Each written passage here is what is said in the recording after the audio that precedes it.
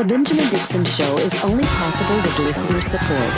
Go to www.patreon.com/The BPD Show.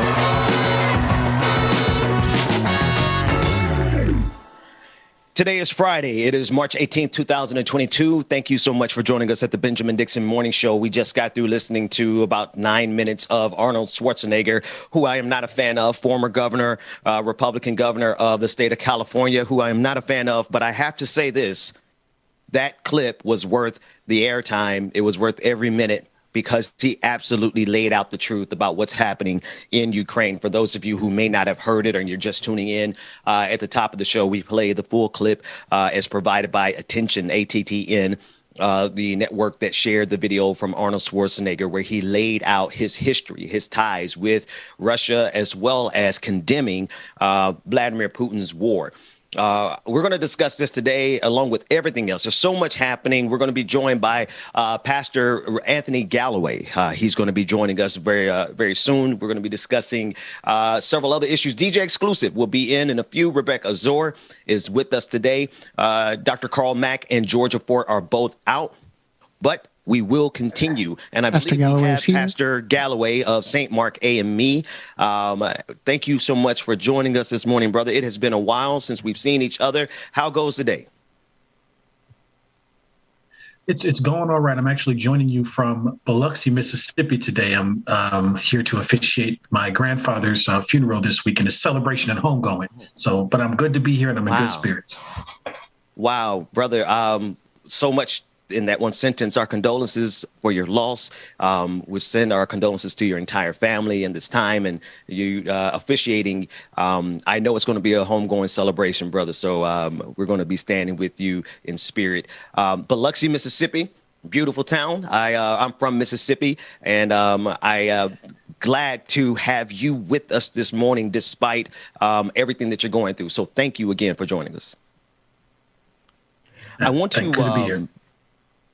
I want to pick right up with what's happening in Ukraine, and less about the technicalities, about the international affairs, the violations. We can get into all that. But I really want to talk about Vladimir Putin. My question and my thinking is, he didn't really think this through as much as he probably should have. And the reason I say that this morning is because I don't know that he is going to be able to back away from this war, because backing away from this war for him is not only the end of his political career, but it might be very dangerous for him because of the number of Russian soldiers who have been killed and the kind of embarrassment. More broadly speaking, I kind of want to talk about, when you are going down a pathway and you know it's the wrong road, Reverend, it's the wrong road.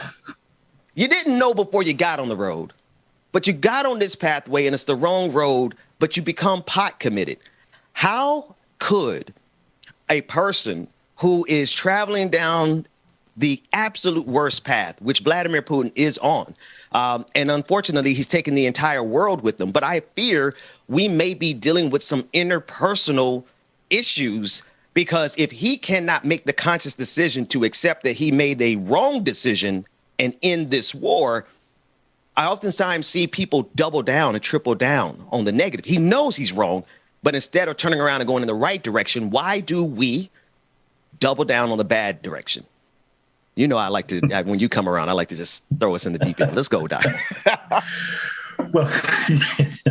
Well, it's stay out of my sermon on Sunday. That's what's happening right here. Because yet again, you're walking down the lane. This is one of the challenges that we have when we talk about a lot of different things. Whether we're talking about somebody who's in the throes of drug use, if we're talking about somebody, just to make some of the comparisons that's real to my everyday life. How do you get that on-off ramp? Right, in the space where I feel like the only option I might have is to double down. One of the hard questions for us to have to contend with, though, in this is the off ramp might require us to get over our vitriol or a need for revenge or retaliation. That's going to be a difficult thing for us to do, because so for example, we say everything stops right now. right? Everything's going to shift and move towards. So how does Russia pay back all the lives that are lost, all the folks that are dying? I have a friend from seminary who was from Ukraine, who we're pretty sure was killed in action, and so. Oh, no. There is a question that we're going to have to face at some point. Even if we were to stop right now and Russia were to retreat all the way back, we'd have to think about what's going to be the retaliation, not just for this moment, but for future moments. Because somebody else may come back and look down and say, well, I got too far into it, and there was no option for me to go and back down and not have to, and not have to feel the retribution. So I might as well keep going. I might as well go further than the last person. So there's some interesting existential questions that we're going to have to ask for ourselves, even if all the hostilities were to end right now.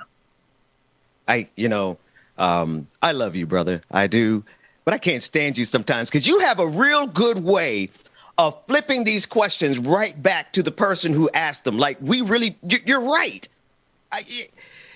If the person, let's take Vladimir Putin out of the equation because, international relations, international affairs, while I know what we're saying is applicable, I find too often in international affairs, people take themselves so seriously that they don't consider these interpersonal, these kind of complexities. But you're right. If there is no pathway back for the Russian people, because I don't know if there's going to be one for Vladimir Putin, but then if we want him to stop this war, the international community has to give some kind of signal that they're not going to kill him, that they're not going to extradite, that they're not going to, you know what I mean? Like, if there's no path for him to safely turn around, then how can we as an international community expect him to turn around? And we can apply that to anybody for that matter.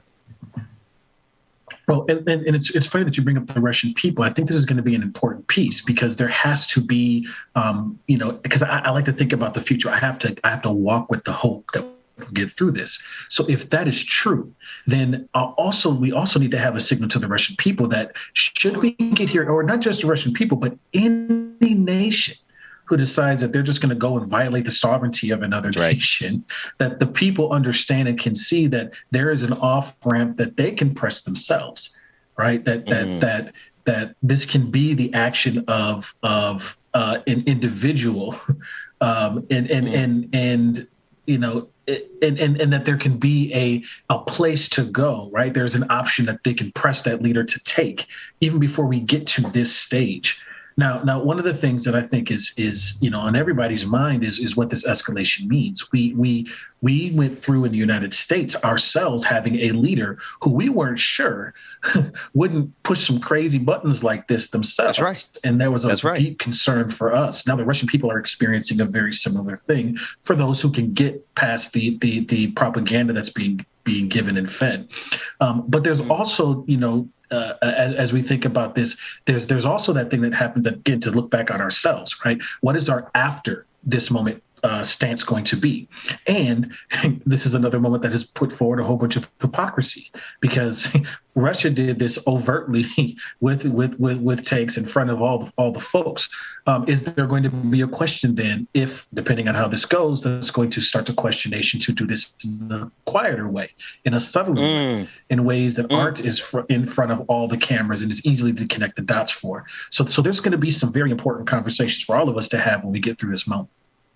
One thing I'm all about is self-reflection. I've been thinking this morning, I wish above anything else that the international community had this type of solidarity around stopping the United States from going into Iraq, looking for weapons of mass destruction that didn't exist. I wish that the international community had done this every single time we see this type of aggression, as well as the silent aggression, because you're right. It is the silent aggression that still spreads disaster and colonialization all around the globe.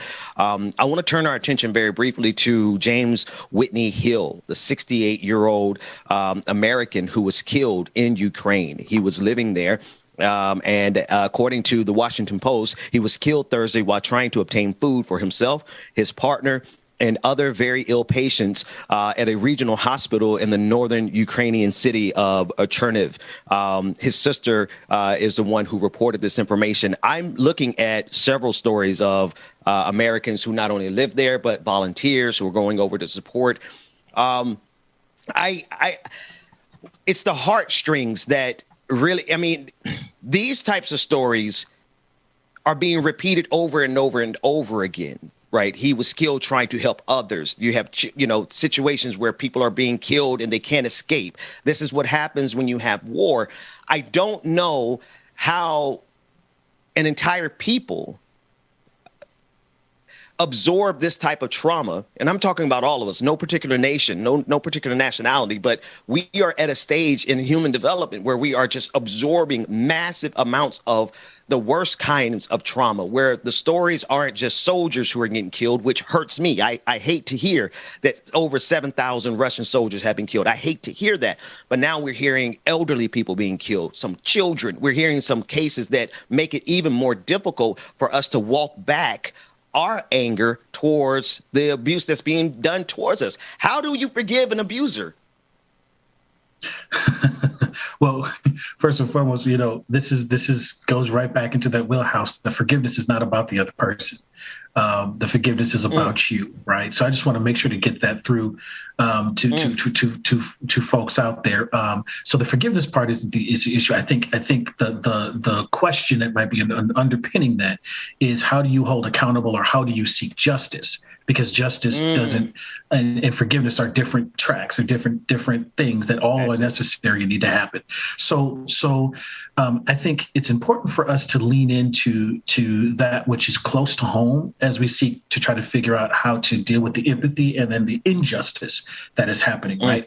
And then going back to my earlier one, right, we have to have some hard conversations about how to hold Russia, or how to hold, Vladimir Putin accountable, because I mean, this is a leadership level led thing that we've even seen folks in Russia who have been protesting, who've been able to see through the propaganda and stuff like that. But the as we think about how do we hold accountable, right? It's going to require us to not just focus on Russia, but also to start thinking about how we empathize with all of those folks who are experiencing cases and levels of trauma. Look, I've seen what's happened on COVID wards in hospitals, right? That's a level of trauma and empathy that we have to connect to. We've seen what's happened on the ground with folks in front of the camera here in Ukraine. I get that, but I need to be able to look with the similar lens to the people who have been experiencing these daily traumas in places around the world, where we ourselves have been a part of the destabilizing factor that have led to the deaths. So I think, it's important for us. Yes, and we're there in solidarity with our brothers and sisters in Ukraine who are doing a valiant effort. Like, I'm not going to just let you take over my sovereign nation. We should be akin to that. We should be acutely aware of that, because we were the Russians in the case of Native Americans here in the United States. And so Native Americans can tell us all day about what it's like to have somebody be and treading in your sovereign nation and land, and have to figure out how to deal with, negotiate it. So I think we have examples around us to be able to practice and help unpack. But give yourself some credit. The forgiveness part, that's about you, right? The accountability and justice side, that's about the other. Brother, we got so many things, so many complicated things here to unravel, because I'm thinking of Yemen, right? I'm thinking of, while the civil war in Syria is different, there are millions of refugees from Syria who are not getting the same level of compassion towards them because of where they come from. They're just layers of trauma upon trauma upon trauma. And I just want to read just a little bit more about this young man, or rather this gentleman, James Whitney, who was killed because he was killed. Let me just read. Instead of leaving, Hill and his partner made at least a 4-hour trek to reach the hospital so she could receive treatment for her progressive multiple sclerosis. Somewhere along the way, she came down with pneumonia, according to the sister, extending their stay in the hospital as the country they both love burned outside. And as a result of taking his partner to get this treatment, he became a casualty, the first American, I believe, to become a casualty of Vladimir Putin's push into Ukraine. This is just there's no conclusion to this conversation, right? It is to be continued as we see these developments go on all around us.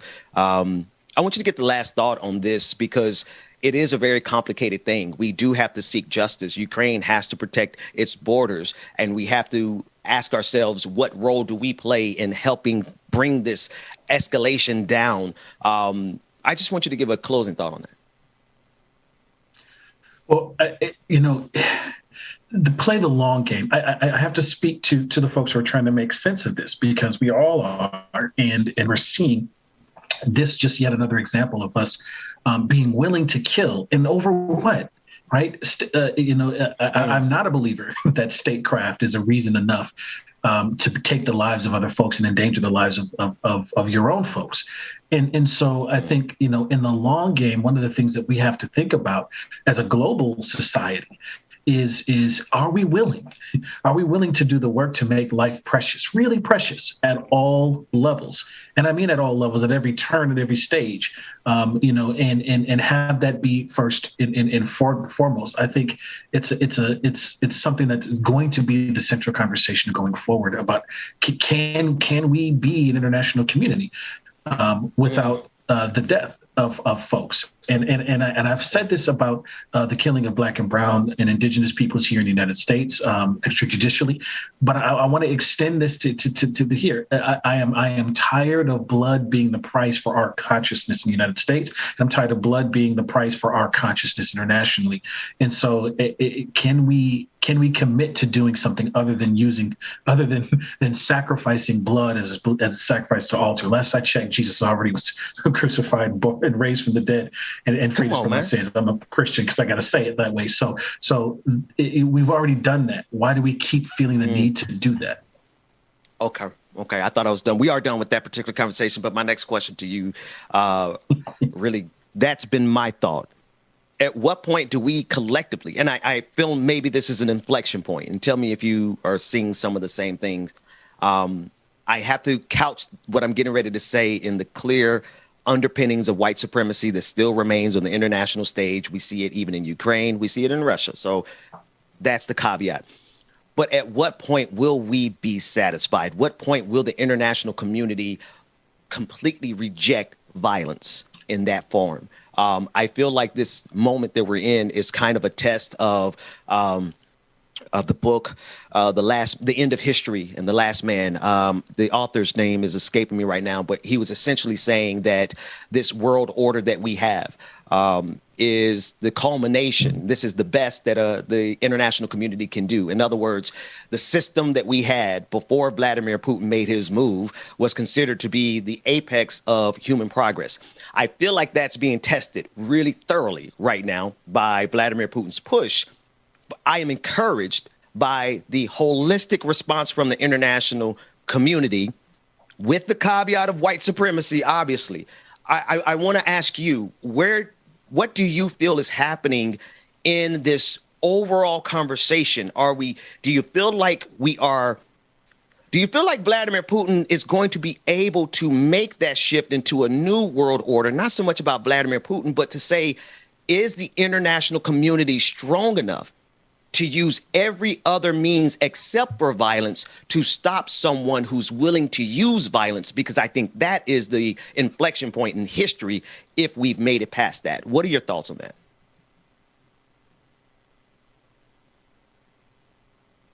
I've been at a dinner table as an international community and not.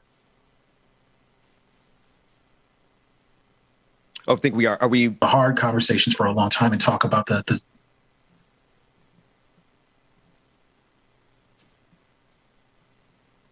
Okay, Dwayne, hang on. I just want to check real quick if that's me. One of us is lagging here.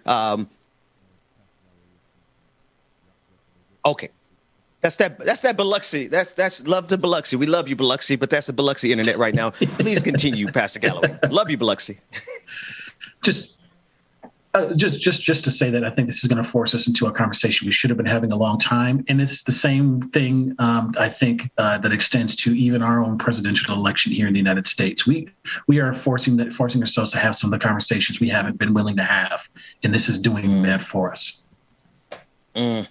No, absolutely. And I think it is a not only a dangerous time in world history, but I think it is a significant time because we are answering those questions, right? We really are answering the question of whether or not we are going to be able to have international order without violence. And we are so far from that. But I think this might be a turning point. One other story before we go to a quick break. Pastor Galloway, I don't know how much time you have with us this morning. If you can hang out, we're going to be joined by Sabrina Williams. She is the chief operating officer at ACT TV, and we're going to be discussing some of their campaigns to help bring justice.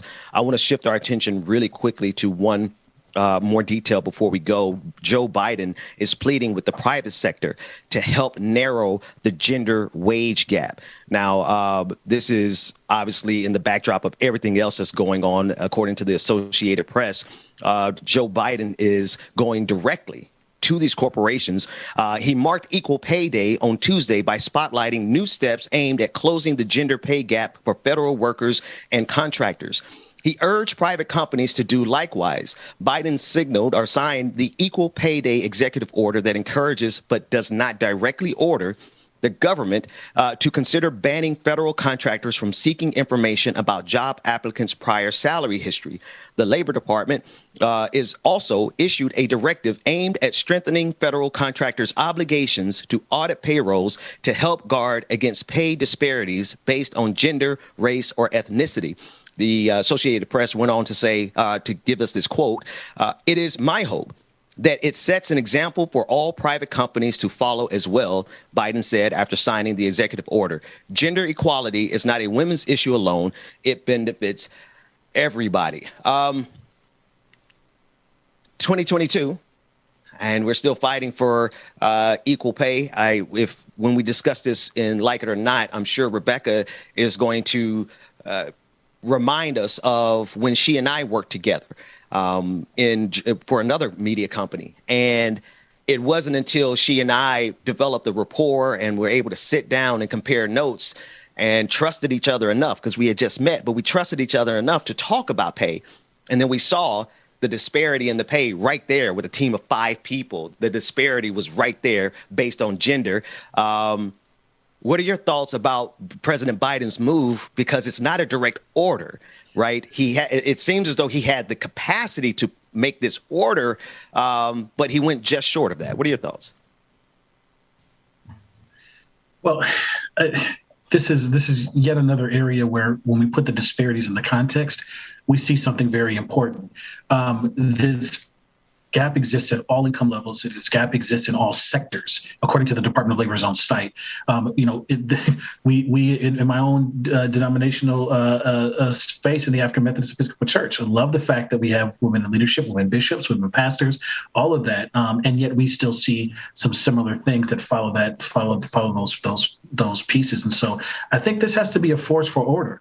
We were talking about this in the 2000s, and we were talking about 70 cents in the dollar. We may have grown to 82 for, primarily amongst white women, but that gap continues to be wider for women of color.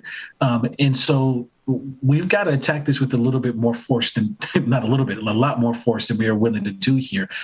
Understand that take this data next to the data about who are the backbone of many, many families, especially for families who are in need. Whenever you have, that's right, structured experiences, that are and for low income families and things like that, you have an exasperation of an increase in women and households. So if this is true at the same time as that is true, you have a really huge issue on your hands. So I think this needs to be something that is a forceful thing. But I'm glad attention's going to it. But right, you got to think about the average white woman in this case is going to lose out on $400,000. For women of color, it's almost $1 million over the course of their lifetime. So this is a huge issue that needs to be front and center. And I think talking about what pay is, we're supposed to have these pay equity studies, regularly in our corporations, and yet we still continue to have these gaps. I think we need to address them, and I think we need to be willing to do what, frankly, some of the actors would do. Look at Benedict Cumberbatch, who's like, I'm not working on your film unless my counterparts are making the same wage. I think we need to be standing for some similar things. The problem is, just like with white supremacy, is when we get into this conversation, somebody's got to be forced to compete on a more equal playing field. And are we as men willing to do that? That's an essential question that's part of this whole thing. Are we willing to compete on an equal playing field? That is the essential question. We're going to go to a break. When we come back, we'll be on the clock with Sabrina Williams, who's Chief Operating Officer from ACT TV. We're going to be discussing their membership drive, our membership drive. We're pitching in. We're partnering with them on that. And we're also going to be talking about all of the specific campaigns ACT TV is behind trying to bring justice. We're going to have a whole lot more on the Benjamin Dixon Morning Show right after this break.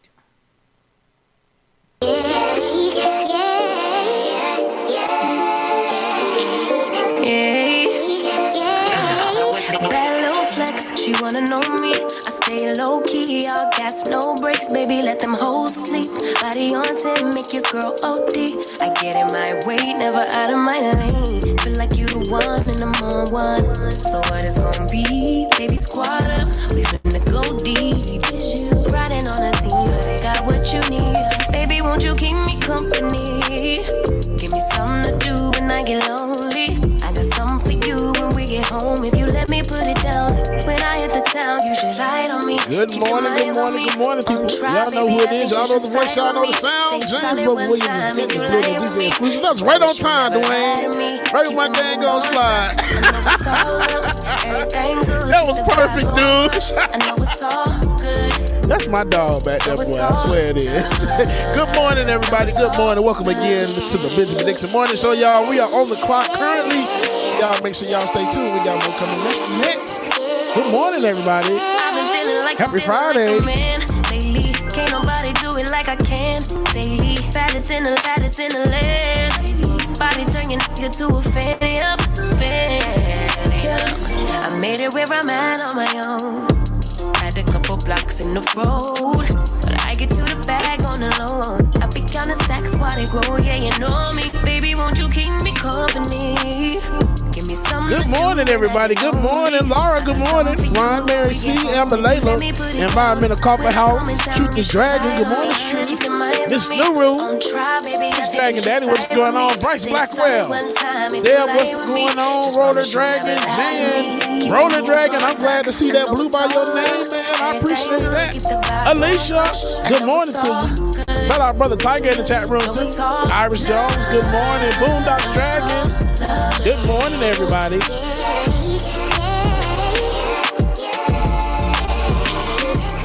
Rachel Bannon, good morning to you.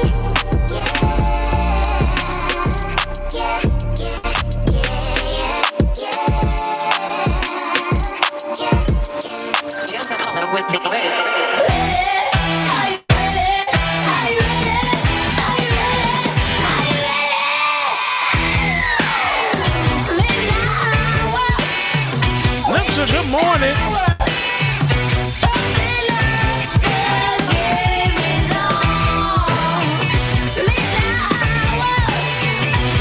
Good morning, everybody. Make sure that you stay tuned.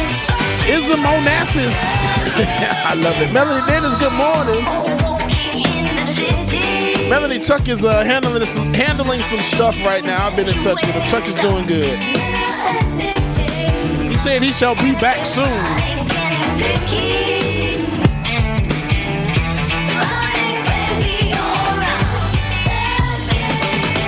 Ill Hustler, good morning. A.R. Walker, what's up,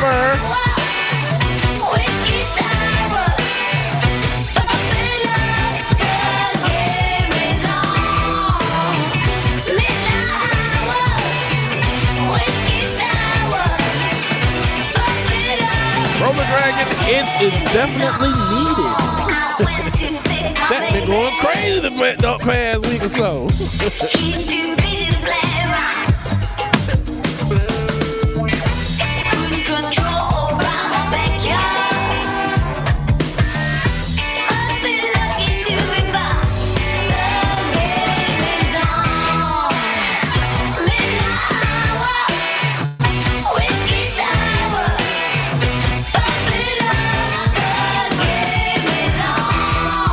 Matching with my background and the on the clock stuff. It's so cute. Look at it. Look at the Mario.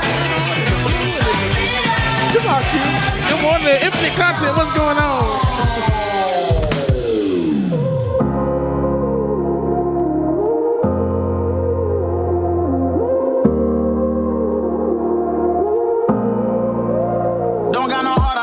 Icebox, brand new roller, swipe at the G-Shot. Moving slowly out of the street. No more double, go ahead and detox. Yeah, yeah. Came from the trenches, they ain't showing us no love. Diving in the city, all we wanted was a hug, yeah. We on the block like every night to catch a buzz. Jason Martin, good morning. Baron E, this song is Hood Babies by Rick Summer. The last song was Midnight Hour by D. Now, y'all, I'm going to tell y'all something. I don't know if these song tracks is right because when I downloaded it says one thing, but now when I put it in this program, it says another thing. So, hey, y'all can look it up like that and see what it says, okay? Creative Impact Productions, good morning to you.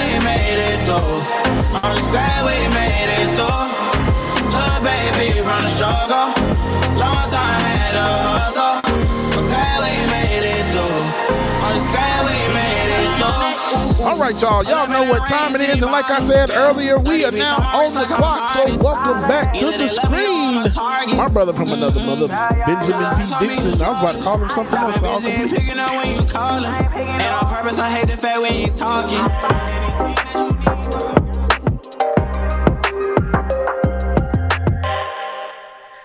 Welcome back to the Benjamin Dixon Morning Show. Thank you so much, DJ Exclusive. I'm not sure what you were going to call me. Let's save that for the after party, just to be on the safe side. I want to bring into the conversation friend of the show and our partners over at ACT TV, Sabrina Williams. She's a chief operating officer for ACT TV. And we're also joined on Fridays, as always, by Pastor Anthony Galloway. Good morning again to both of you. Sabrina, thank you so much for joining us. Good morning. Good morning. Good morning to you, Ben. Good morning to you, Pastor Galloway.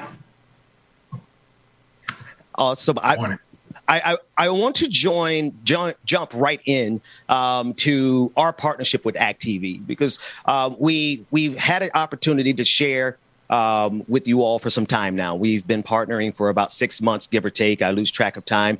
But one of the things that I love the most about partnering with you all is the fact that you actually take action. You are out there. You are not only providing streams for candidates and leaders and activists, but you're also on the ground getting your hands dirty, so to speak. Tell us a little bit more about the actions that are being taken place by ACT TV.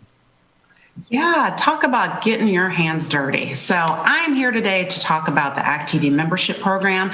And before I get into too many details about the membership program, it looks like you all are playing footage of this amazing counter protest that we covered earlier in the week. As many of you all know, our amazing Washington correspondent, Jocelyn McCurdy Keats, was downtown in Washington, D.C. at Pharma headquarters. For those of you who don't know who Pharma is, they are the pharmaceutical industry and lobbying arm. And what they are trying to do is push through an Alzheimer's drug or medication that lacks research showing its effectiveness or even its safety. And these real protesters, the counter protesters who are trying to protect Americans, trying to protect our taxpayer dollars, all they want is more research. They want safe drugs on the market. They want effective drugs on the market. And the drug that is being pushed by pharma and the pharmaceutical industries it doesn't show that. And the thing is that, right, one of the biggest ways that pharmaceutical companies make money, sure, when private individuals go and insurance, to the doctor, get these drugs and, your insurance company pays them. But Medicare is the big cash cow. And who funds Medicare? U.S. citizens. So these counter protesters are trying to protect our tax dollars. So the point is, ACT TV is covering protest and actions that mainstream media is not covering, right? So we are where the progressive left is. We are where the action and the activists are. And that's one of the many reasons why I'm here today asking you all to sign up to join ACT TV, be an ACT TV member. Go to acttv.join and sign up to be a member. And you'll know all of the amazing actions that we're doing. You will be supporting us. You'll be supporting activists. activists. You'll be supporting, safe and effective drugs on the market, as well as many, many, many other types of protests and actions that we're supporting. So that was just one of the many actions that we did this week. Yeah. Should I get on to the next? Oh, absolutely. Actually, we will, but before we go there, I want to ask. Sabrina, I had a really great question for you. Go ahead. My old age is showing here. I really do love this connectivity, though. What I appreciate so much about this, and there's a second part to this, what I appreciate about this is that you all have afforded the Benjamin Dixon Morning Show the opportunity to bring these actions live. One of the things that Georgia Ford and I always love to do, Georgia is always on the scene. She's out in the field and she's getting coverage. And from time to time, when I can, I'm out in the field getting coverage. But we loved connecting with ACT TV because you have built the infrastructure to literally do that on demand as action is needed. Talk to us about what you guys bring in terms of not just technology, but the coverage and the interconnectivity, and why that is, to my audience, I think that's one of the number one reasons they should go and join. And then we'll talk about joining next, but talk about the fact that you guys give the progressive movement the infrastructure that's needed to fight back. Oh, let's talk about infrastructure. Ben, amazing question. See, that's why you do what you do. And I'm behind the scenes just, crunching numbers. But one of the things that we do is we do a lot of stuff, right? We have a ton of social media pages. So it's you can't just make an amazing live stream, produce an amazing live stream, produce an amazing video. You've also got to distribute it. You need eyes, you need people to watch, to understand, and to take action. And that's really where our expertise comes in. So we have a host of partners, social media partners, a host of nonprofit and movement partners who we partner with to, help promote these actions. So we have our social media pages. We produce live streams. We send our camera folks into the field. We produce amazing virtual live streams similar to this every day.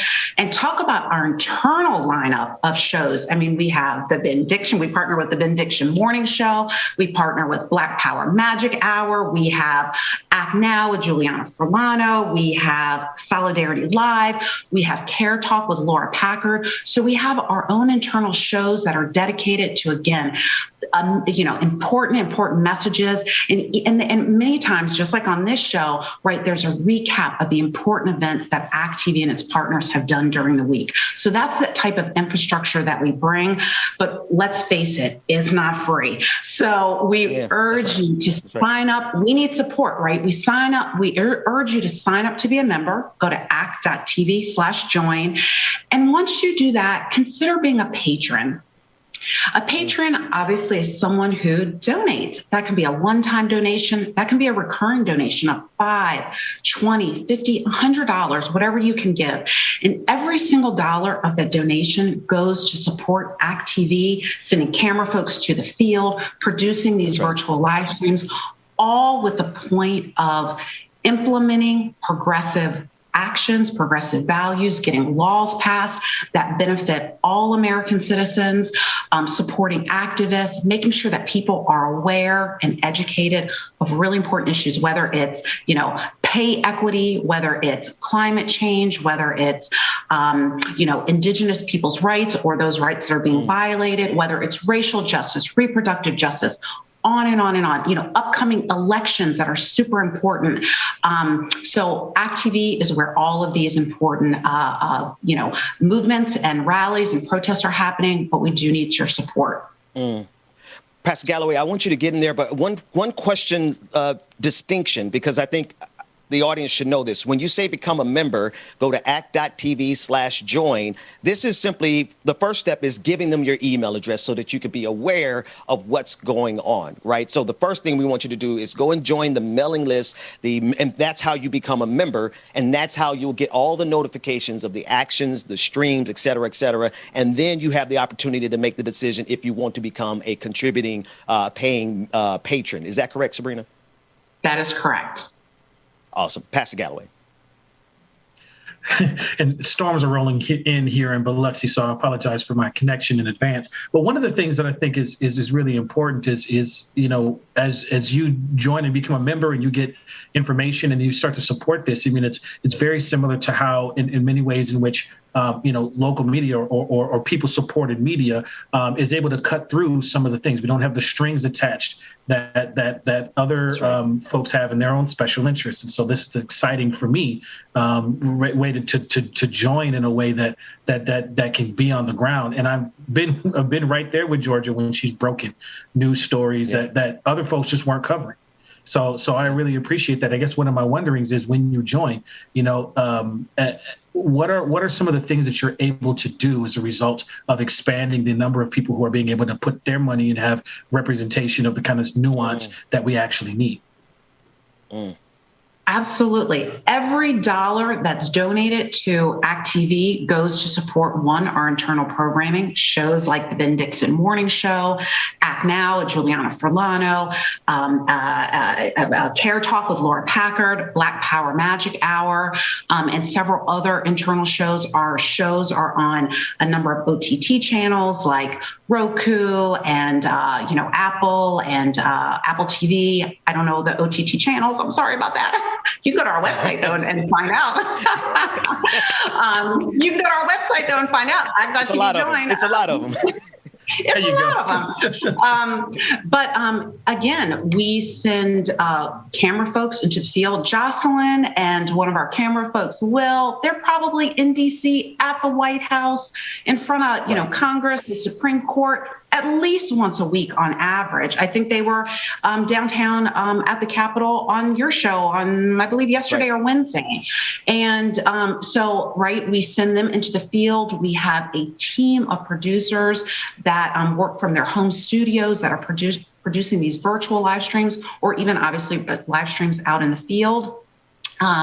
We have our social media channels. We produce, if you follow our social media channels, I got to give a shout out to our social media folks, Kelly, Sandy, Nia, Jocelyn. They are some of the wittiest, funniest people in the world. They take sometimes the most, often tragic and negative and just oppressive news, and they make it funny. They make it light. They tell you what actions you need to take. They tell you why it's important through memes and tweet shots and short videos. And so we keep our social media pages rolling.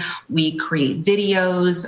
Again, we partner with these movement organizations to amplify their message, to ensure that we're getting eyes on their videos and their live streams, and that the message gets out. But most importantly, that people are taking action.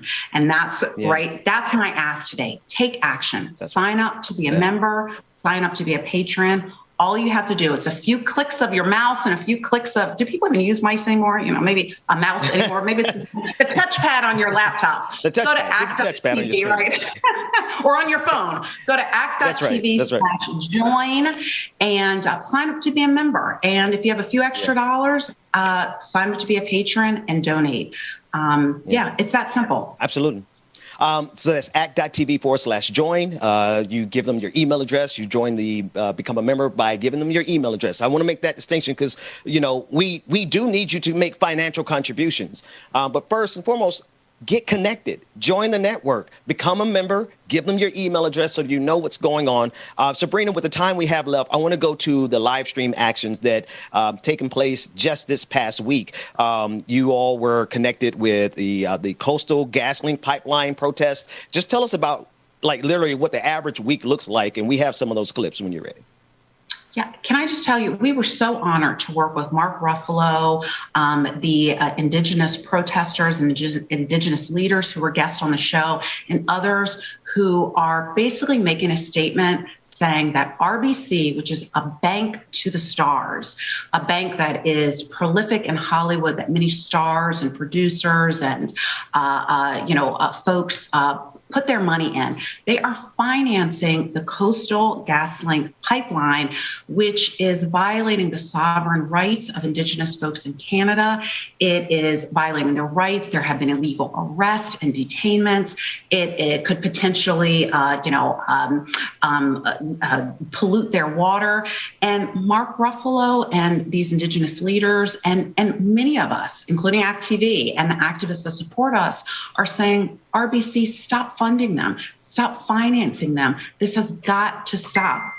It will devastate these Indigenous people's land, their water, and their rights. And we see nothing good come from additional pipelines in the world, particularly in the Americas. This has to stop. And I think Mark Ruffalo and the amazing guest we had on made an amazing appeal to RBC. If you watch the live stream, I urge you to go to ACT.TV on Facebook or Twitter or any one of our other social media sites. Rewatch the live stream. Mark Ruffalo will tell you where you can go to sign petitions, where you can go to call, write, email the president of RBC to really urge them to stop funding this pipeline. And let me tell you, a lot of times people say, I signed a petition. Oh, I called, I wrote, nothing happened. These people didn't listen to me. Yes, these leaders do. Yeah, if they get one email, sure, they're not going to listen. But you know what? If everyone takes action, if 5,000, 10,000, 100,000, 1 million people flood this guy's inbox, flood the RBC phone lines, write letters, they will change. They will know that public opinion, public sentiment, and public action is against them. Watch the live stream and figure out exactly what you can do. And the live stream's amazing. Listen to the voice of these Indigenous people.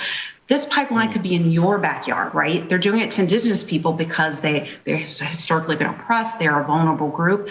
This could be any of us, right? So let's stop this where it starts. Let's start with the folks that finance it.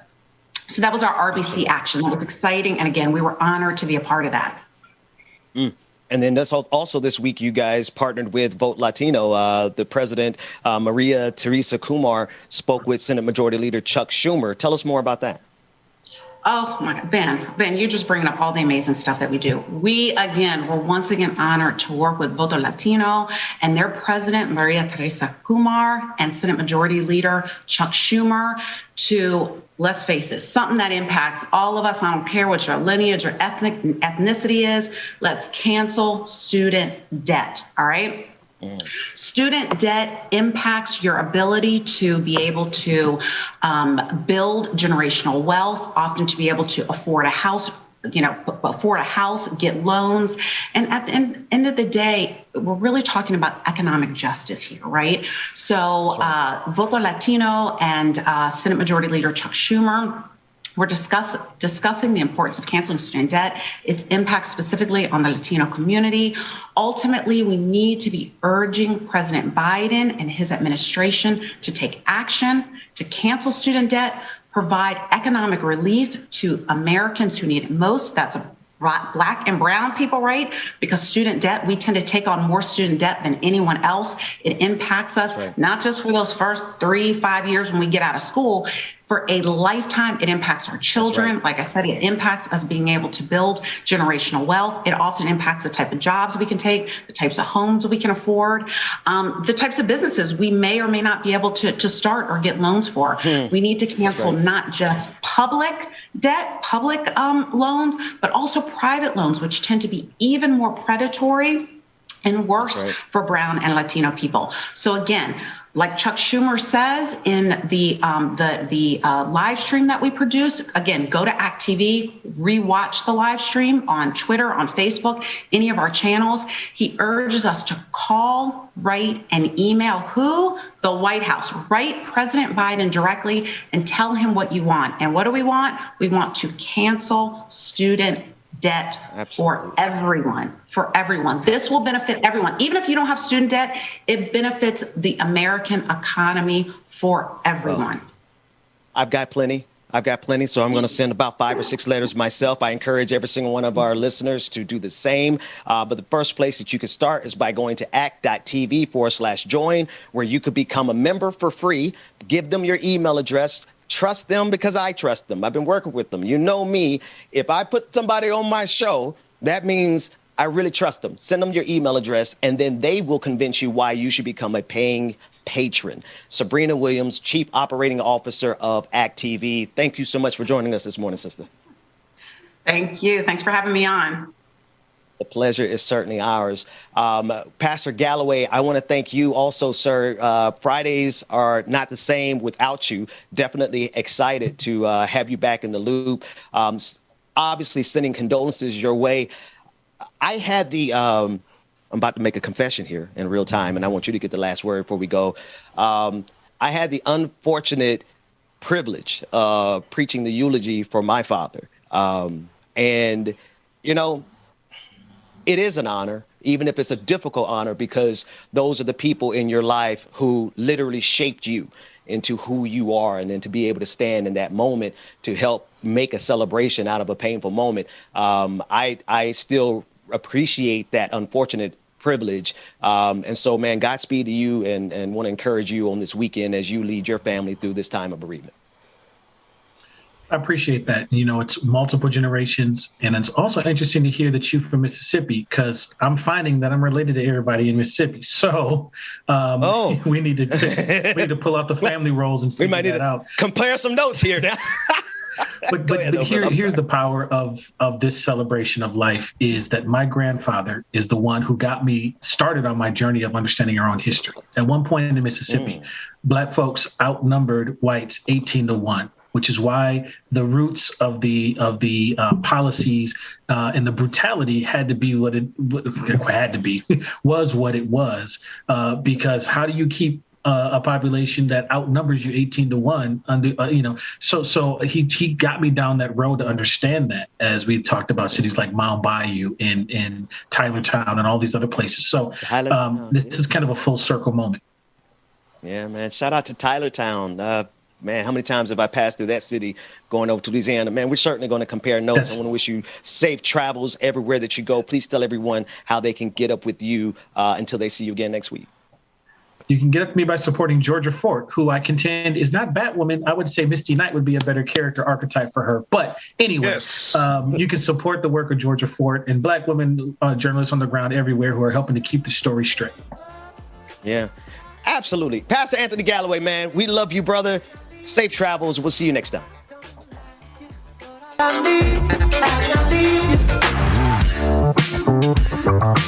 I got a question for y'all. How does music say goodbye? How does music say goodbye?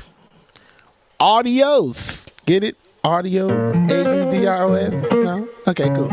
Anyway, y'all stay tuned, man. Like, not starting up next, man. Good morning, everybody.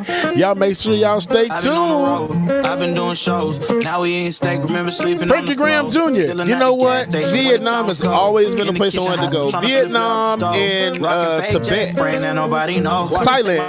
I'm sorry, Thailand. Those are the two I want to visit. Like, definitely.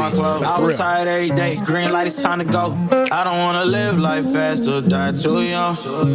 Die too young. 100 miles per hour might crash, cause the good die young. Yeah, the good die young. Push it to the limit, I can't go no more. Red light, no way, I'm coming back home. Long dirt road, all on my own. I'ma be the greatest, write my name in the stone. Write my name in the stone. Yeah, I'm coming back home. All right, man, that works for me. Yeah, I'm coming back home. Write my name in the stone. Cause I'm coming back home. Cause I'm coming back home.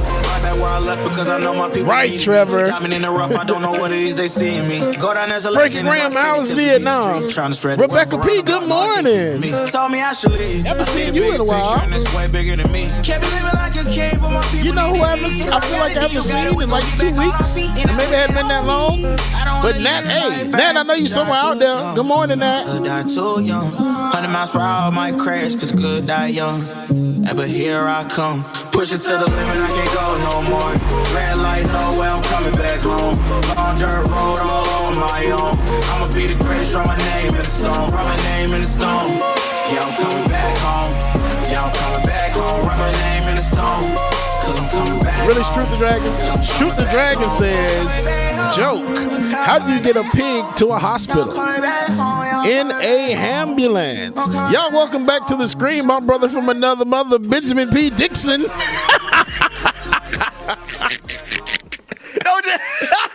I love doing that. That would be so fun to me. Man, I was just clicking on the screen to go find some serious news, and you're gonna bring me back on a ambulance. Man, come on, man. Who said Ambulance. that? Whose joke was that? Struth the Dragon. Struth. You are hereby banned from every patron party and From every. you I'm cannot sorry, come Struth. around. You have to find somewhere else to work out at now. Oh, that's truth. Yeah. Anyway, always on the roller machine, getting it. Yeah, Like, I just working out. Working out. Got distracted there for a second from these pictures that have been on the screen most of the show today from Letter Hack. I want to give a shout out over there, man. He does some amazing work, and what you've been seeing during the breaks has been various cartoons, comics that he's created of us, which is pretty dope, James. Like, we got our own comic book characters, man. Yeah, man. The one that he did of me, I've been trying to get it printed out for a poster, so I finally got the right size and everything. So next week, I will have my superhero on the wall behind me in a good space. Yes. Which one is that? Is that the one where he had like what was this character he made you out of recently? The newest one he did, right? The newest one. Yep. In the blue. The blue one piece. In the blue. Yeah. The blue onesie. The blue romper. There we go. The blue romper. The blue spandex. the man romper. Yeah. Only.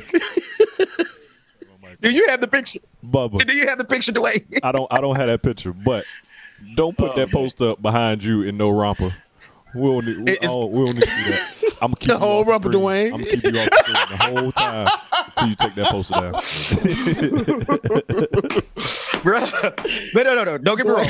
The picture is fire, right? No, the picture is fire. Yeah, it's fire. But he's certainly in tights. He's certainly in spandex right there. You know, it's well, all superheroes are. He could have gave me my package down there though. Letter Hack. I'm like, damn, you could have made my boat. Stop playing. I'm just playing. I'm just playing. I'm quite sure, James, that somebody from Act TV is still watching. This is give them about 20 more minutes before they change the channel. Good morning, Act TV. Don't forget, y'all, act.tv/join. Don't forget, act.tv/join. Well, you'll get the full package of everything that is going on in the progressive movement. And then you go talking about packages. See? You see how that tied together? I have a habit of running right into double entendres, man. Anyway, I'm ashamed of myself now. I thought he had froze, Dwayne. I'm like, wait, what's going on? Did he leave? And I just kind of realized all the things that I just said in the last 30 seconds, and now I'm going to go look at some news stories because otherwise, Rebecca go come in here and clean house with us in a second. Let me find what's going on. Yeah, if she. It's Friday. She know what time it is. Right. Oh man, I've been needing the weekend for the longest, and as much as I love you all, I'd be so excited when Mondays, and I realize, man, we ain't got to work on Monday. It'll be the best. Bruh, what? Hands down, I think that was one of the best decisions that we ever decided on. Because when I tell you, it's just like I get up like, oh, it is Monday. I ain't got to do that. Bro.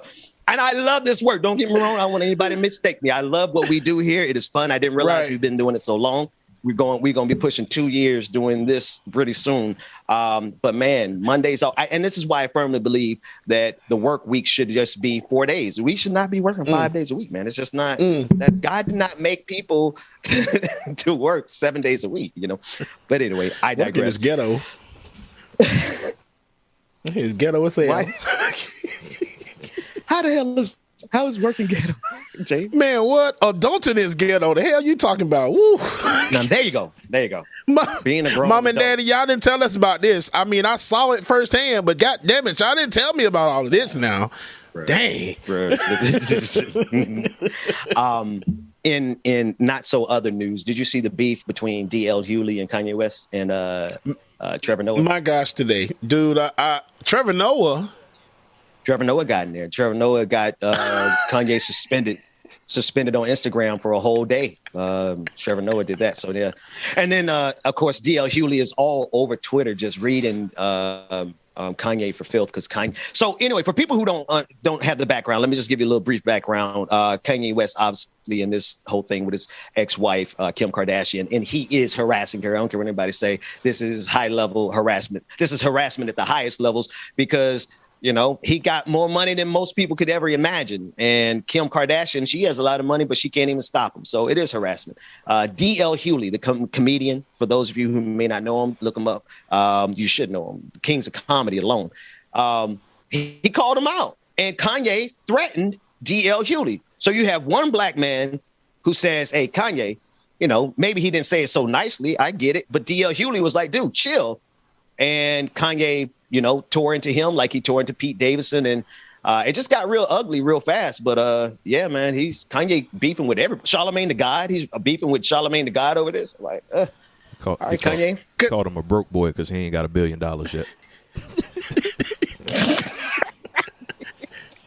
Wait. He called Charlamagne a broke boy? No, he called D.L. Hughley a broke boy because he ain't got $1 billion. Yeah, like, and then Kanye, you got to be a little more. Kanye out here trolling. Yeah, Kanye is trolling. Kanye is trolling hard. And when I say trolling hard, he's trolling everybody hard. And I think, and you know, what he's doing with Kim, it is a form of harassment. But if you really think about it, trolling is harassment, period. When you say somebody's trolling, that's what they doing. It's Twitter fingers is what it's called, because in person they ain't gonna bust a grape. But it's Twitter fingers, and it happens all the time. And when you have these high list celebrities that get out here and do it, this is what they do because they ain't gonna do nothing else. Kanye just all talk. And then, because I did see the tweets D.L. Hughley did against Kanye. Now, D.L. Hughley was kind of wrong himself now, because he attacked the man mental health and everything. But I'm just you know, what they say, sometimes you got to wake up and choose violence. When they go low, you go to the flow. Lower. Lower. Get low. You go to hell. That's all you do. Because there's no limit to how low we could go if we let it. DL really did. There's one in particular that I really shouldn't say on the air, but I think I'm getting Oh, God. He says something. I'm going to paraphrase. No, yes, I got to do it. I started. I got to do it. Do it, man. Said, do it. Everybody, and it was a mental health slur. I just want to start off with DL Hughley is using some mental health slurs, but not everybody is that woke. But he's basically saying Kanye's out here. Everybody's out here calling Kanye a nut, but that's not stopping Pete Davidson from getting one. Anyway, I thought you were about to say something about, like, you know, along the lines of, like, you talking to all these people, but not listening to the ones in your head. I thought you was gonna say that one or something. Dang, man, you went all the way to the left. To be fair, and who said this in the Creative Impact? They said it's.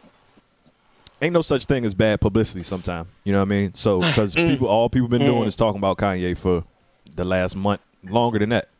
And with the new album coming out and the new stem player that he got, all it is bringing more attention to that, and more people gonna go buy it and put more money in his pocket. So, you know, so damn right, Dwayne, and that's exactly what it is. All on purpose. You know, you never know what people. I think so. So. I think it's on purpose. And then on top of that as well, too, the reviews from the tracks that he has dropped so far, they're like, that's not good. Like, and this is coming from a lot of reputable sources saying that, yeah, it sounds like garbage. I'm just going to say it. And it's unfinished. A lot of it is unfinished. Yeah, so, but people said that about a couple of his previous albums, and they still sold well. So it's like, you know, they still turn out to be bangers. At the end of the day, if I was in Kanye's shoes, you could say whatever you want about my album, but millions of people still gonna go buy it, and that's putting money in my pocket. So, you know. And especially with that stem player, man, so many people that bought that stem player already. He's already banked enough from the pre-orders. Wait. He gonna blow it on them Birkin bags and them ugly ass Balenciaga shoes. You see those shoes he paid like $5,000 for? Man, I know that ain't no money for Kanye, but bro, is he still kind of be a fashion icon? Is that still part of his repertoire? That it is, but I mean, I agree. The stuff is hideous, but people people still gonna be out there following his trend. I seen something a couple weeks ago where he had them knee high black boots on. They was called Balenciaga Batman. That junk was I almost fell out my chair. Balenciaga Batman. I like that. And then, bro, but then Kanye had a nerve to talk about how D.L. Hewley dressed. Now, D.L. Hewley, I don't think he's a fashion icon, but he don't dress horribly. For an old man, he dressed pretty good, right? Mm-hmm. Kanye, you out here looking like a reject of a stormtrooper from Star Wars, and you talk about somebody else. I don't care how much you spend on your money. He don't look like he know how the hell to dress. I'm sorry. I just wouldn't bring my attention to talking about somebody else's clothes when I dress like a homeless man from the 30,000 year 30,023. It's called couture, Ben. It's called couture. It's called Kamess. I love this dude. This dude's stupid. A mess. Anyway, let's go a little deeper into this. Shift gears actually with Kim Kardashian. Kim Kardashian's former housekeeper demands sanctions in court.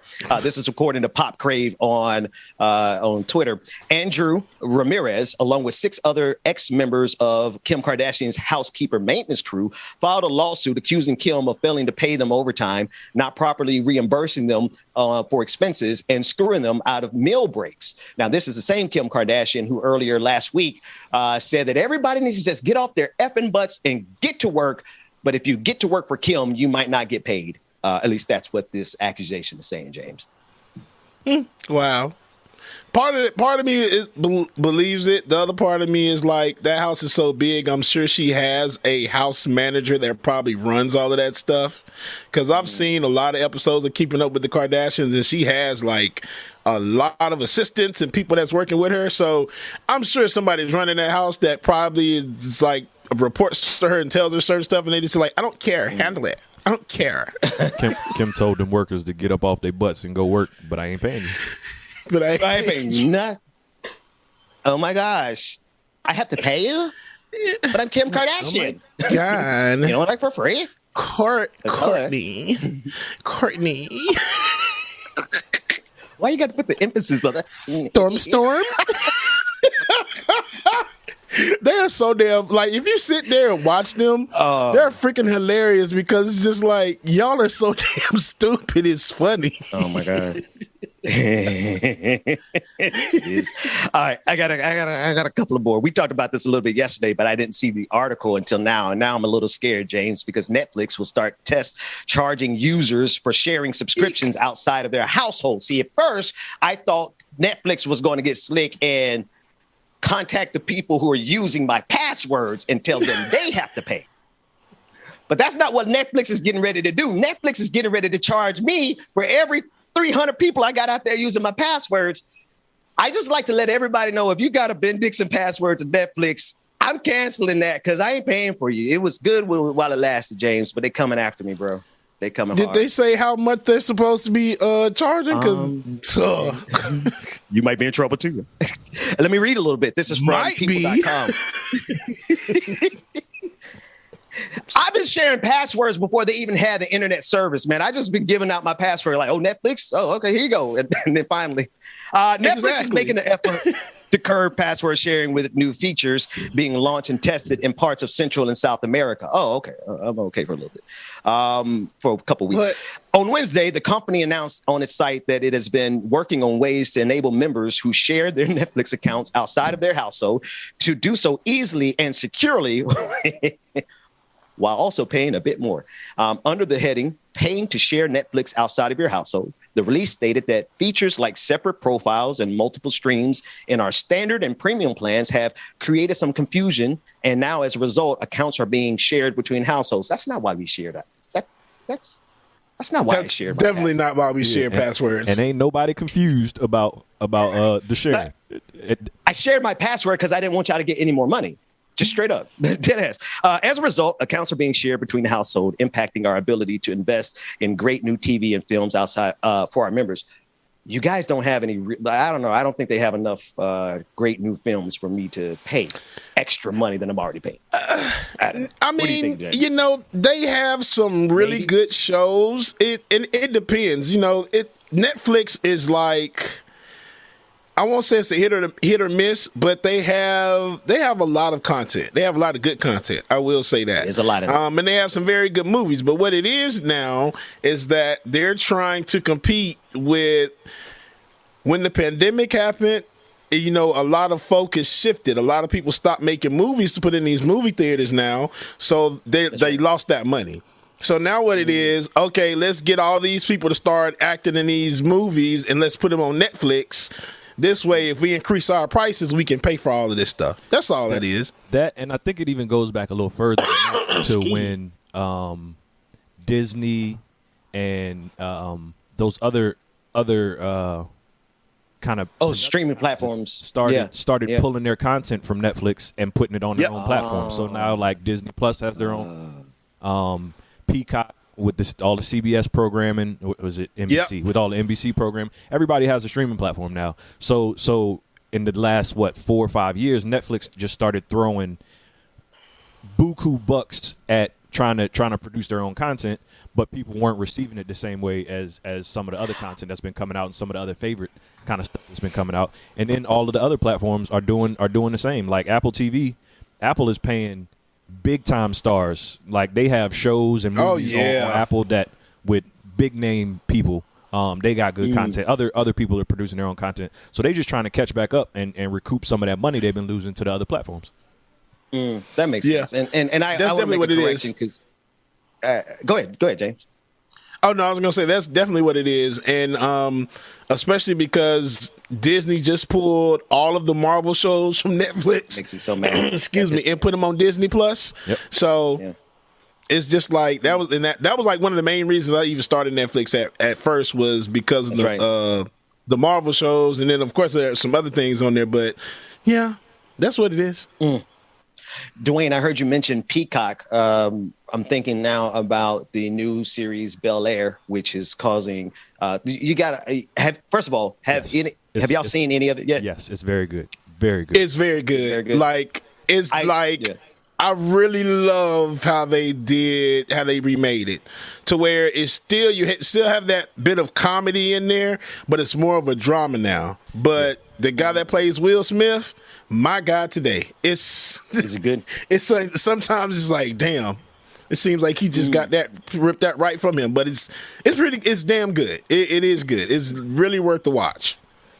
Yeah. Most of the reviews, like 99%, Dwayne, I dropped the link. 99% of the reviews I've heard have been amazing. I haven't watched any of it, but I, seen the conversations on Twitter.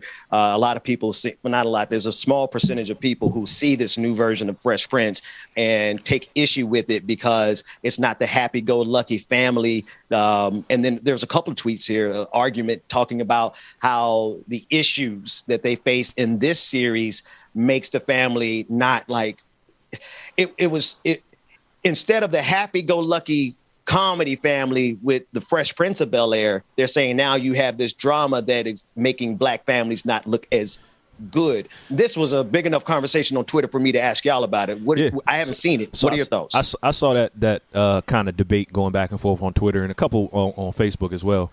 But some backstory. So Will Smith is executive producer of the Bel Air series that's on Peacock, and it wasn't meant to be a reboot of the Fresh Prince. That's right. I think I remember reading and seeing that there was I think he might have been a film student or something who had wrote like a screenplay based off of the Fresh Prince with some of his kind of life events and things involved. So Will Smith basically just took his screenplay and adapted it to this. So it wasn't meant to be a reboot. It wasn't meant to be a comedy. It was meant to be a drama and tackle more serious issues. Like some of the backstories of some of the characters have changed a little bit, but it wasn't meant to be exactly like Fresh Prince. And I think I like it because they are tackling, like, they tackle all kinds of issues from LGBTQ issues to kind of drug use and mental health type things. It's a lot going on. And even though, like, I did see what you were saying, Ben, about how they were saying it makes black families look bad and blah, blah, blah. No, I mean, everybody is going through these problems, and I think it actually makes them it's a good representation of black families because it's not like they out here like it's a strong family bond that's shown in the show. Yeah. It's you know they're tackling these issues and it's not like you know they just I don't know. I think it's a really good show and I think if people actually watch the whole series instead of just that little bit whatever little clips and you know and going off of what other people are saying, I think they would be more open to what's going on with it. Agreed. Yeah. Definitely agreed. Especially because, let's be honest, all black families and everything that we go through ain't happy-go-lucky all the time. So if you look at the show, it keeps it real. Like Dwayne said, it tackles a lot of issues that we go through in the black community. So, yes, definitely need to watch it. Well, we have a little clip of it from Peacock. Don't worry, man. I'll give you my Peacock. I'll give you my Peacock password. So I was about to say, Ben, you ain't got worry. Wait a minute, it's not. You can see it. Peacock's not free. You got to pay for Peacock. Not anymore. I remember when I had Xfinity, they were giving away Peacock for free with Xfinity, when I got rid of it, I had to pay for it now. But y'all send me that password because I don't give a damn. Let's run this clip though. Bel Air seems to be pretty hot. Context, that is Uncle Phil, by the way, too. That's Uncle Phil. I remember there was a very similar. There's Uncle Phil. That ain't the same. That ain't the Uncle Phil I grew up with. But no, it's Uncle Phil. Definitely and I remember that scene though. I remember that scene. There was a similar scene like that in the original series. So shout out to everybody who's making that possible. Y'all send me that password. I will go watch it. Yeah, most definitely. Really. And then the last episode, yesterday's episode, I will say this, is the daddy episode. You might as well say the start of the daddy episode. Yeah, I remember the daddy episode. Yes. You see my eyes lit up. Yeah. Wow. And then the actress they have playing Aunt Viv. Oh my gosh! When I tell you the most perfect casting that I've ever seen. I like the fact that they made Jeffrey the gangster. Like Jeffrey's the man. So yeah, Ben, we're gonna make sure you can. We're gonna make sure you can. I'm gonna let you know too. Carlton is a F boy too. Carlton at first, the first few episodes. My God, today. I'm like Carlton. I just want to slap the crap out of you, bro. Oh my gosh. Dwayne, let's go to C1 for a second. I want to shift gears and talk about Brittany Griner. According to ABC News, stating, hang on one second, Benjamin, take that for me. Russian media is reporting that the detention of WNBA's Griner extended to May 19th. Russian media reported that the detention of WNBA star Brittany Griner was extended to May 19th, a development that could see the two-time Olympic champion being held for at least 3 months before her case is resolved. The case of the 31-year-old Griner, one of the most recognizable players in women's basketball, comes amid heightened tensions between Washington and Moscow over Russia's invasion of Ukraine. Griner was detained, according to ABC News, after arriving at a Moscow. Why am I pronouncing Moscow like that? I don't know. Reportedly in mid-February, after Russian authorities said a search of her luggage revealed vape cartridges allegedly containing oil derived from cannabis, which could carry a maximum penalty of 10 years in prison. And so we've been reporting on this and just watching to see the progression, but now it seems like they're going to extend her detention. What are y'all thoughts about this, man? I know we've been talking about it for a minute. Man, somebody in the chat just said it, and I was about to say the same thing. They're just using her to punish Biden. She's all they have. And I honestly believe that. They're just trying to use this now. I really think they're going to try to use it as a bargaining tool. And y'all see Biden is dropping in all these sanctions and doing everything else. So now after Biden then sent a new $1 million package and sending all these military packages to Ukraine, now all of a sudden y'all are holding her case until later in May. So it's not a coincidence. They know what they're doing. And my gosh, she was tall. Did y'all see her? She's tall as hell, bro. Yeah, she's pretty tall. So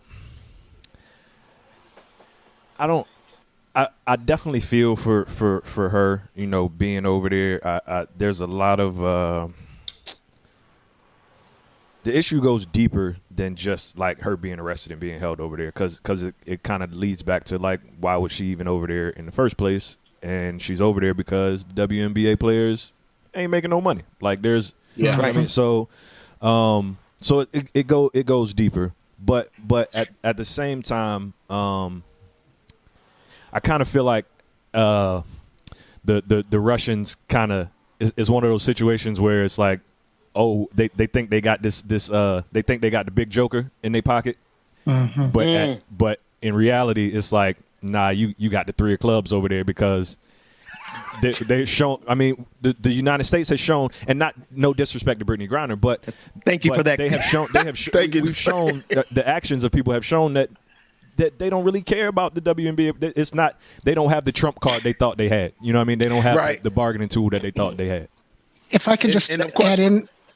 Oh, good, David. I just want to give some facts and back that and kind of build that out slightly. Good morning, everybody.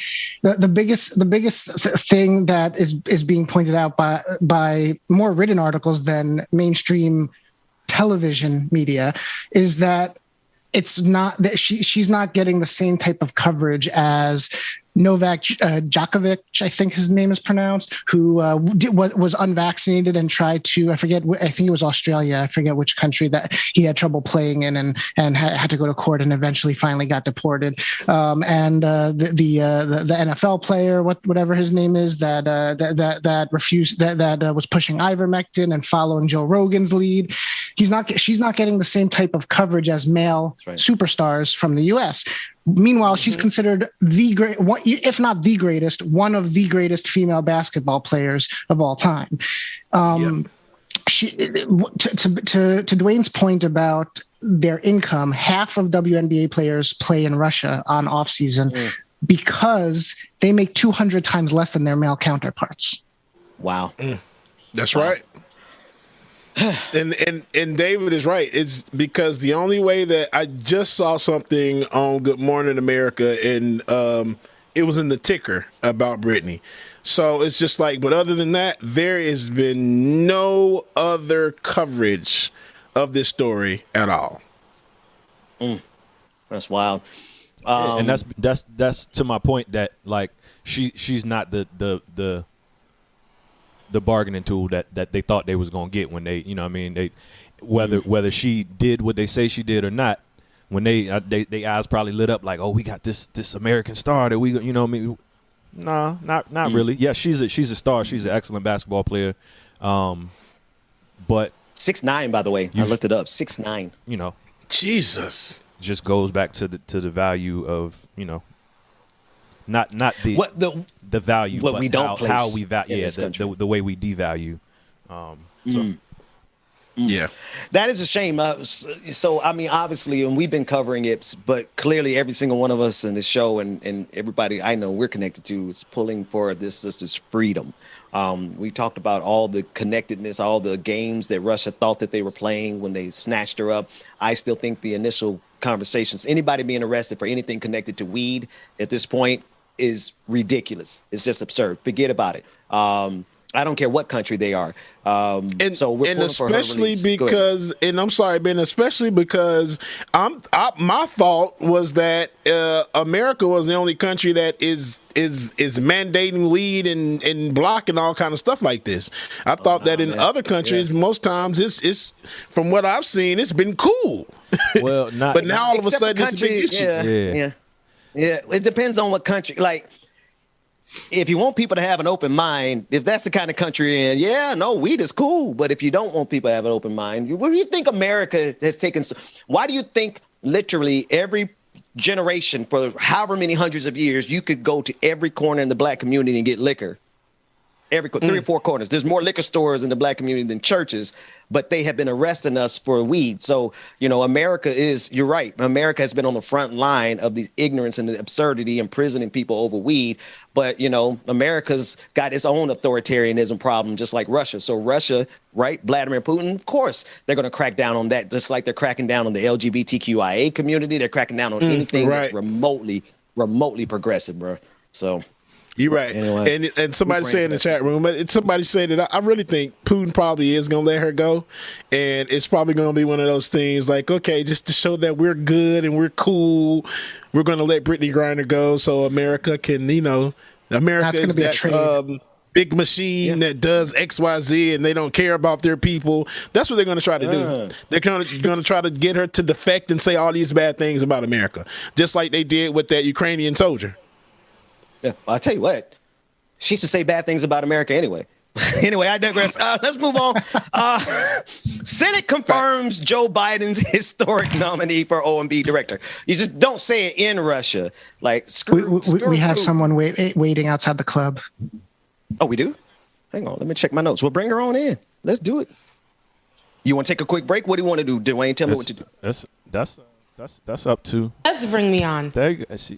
I was trying to send. I sent you a message behind the scenes this time first. I wasn't going to put you out there like that. I was going to wait for you to respond and all that. He did, because I see it. You and Ben just don't be looking at the Slack at all. It's just like, I got everything up on the screen, and y'all just be missing the hell out of it. I mean, like, how y'all miss it?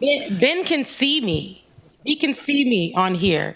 And that's why Rebecca, Ben do not be looking at the screen, girl. I told you yesterday he was doing all interview, and I'm thinking he's like, yeah, on the screen with me right now with such and such and such. Yeah, Ben always sees when I come in, though. Ben be like, oh, what's up? Or he'll make a face. But today is one of the rare moments that he ain't seen me. And yeah, Ben doesn't look at the Slack and Ben doesn't look at the camera. But when I be coming in, he do be spotting. Like, he be like, no, we're talking, Rebecca. But this time, I know you didn't see me because you was just moving on with the next story. So I'm just going to believe, I have tendency to do that. All week long, Rebecca, all week long. I just be trying to do my job. That's all, y'all. Y'all want to let me do my damn job around here, Rebecca. How you doing this morning, though? And good morning, Rebecca. Good morning. And then you had David say somebody's waiting at the club, outside the club. David, David did say that. I was trying not to completely blow up Ben's spots, but I do appreciate Rebecca standing up for me yesterday, because I did end up hearing that later in the day. But she just threw you under the bus just now. Like, don't give her yesterday. She didn't appreciate when David's not here. I always got David's back. She didn't appreciate my subtlety. But then she wanted me to be louder about it.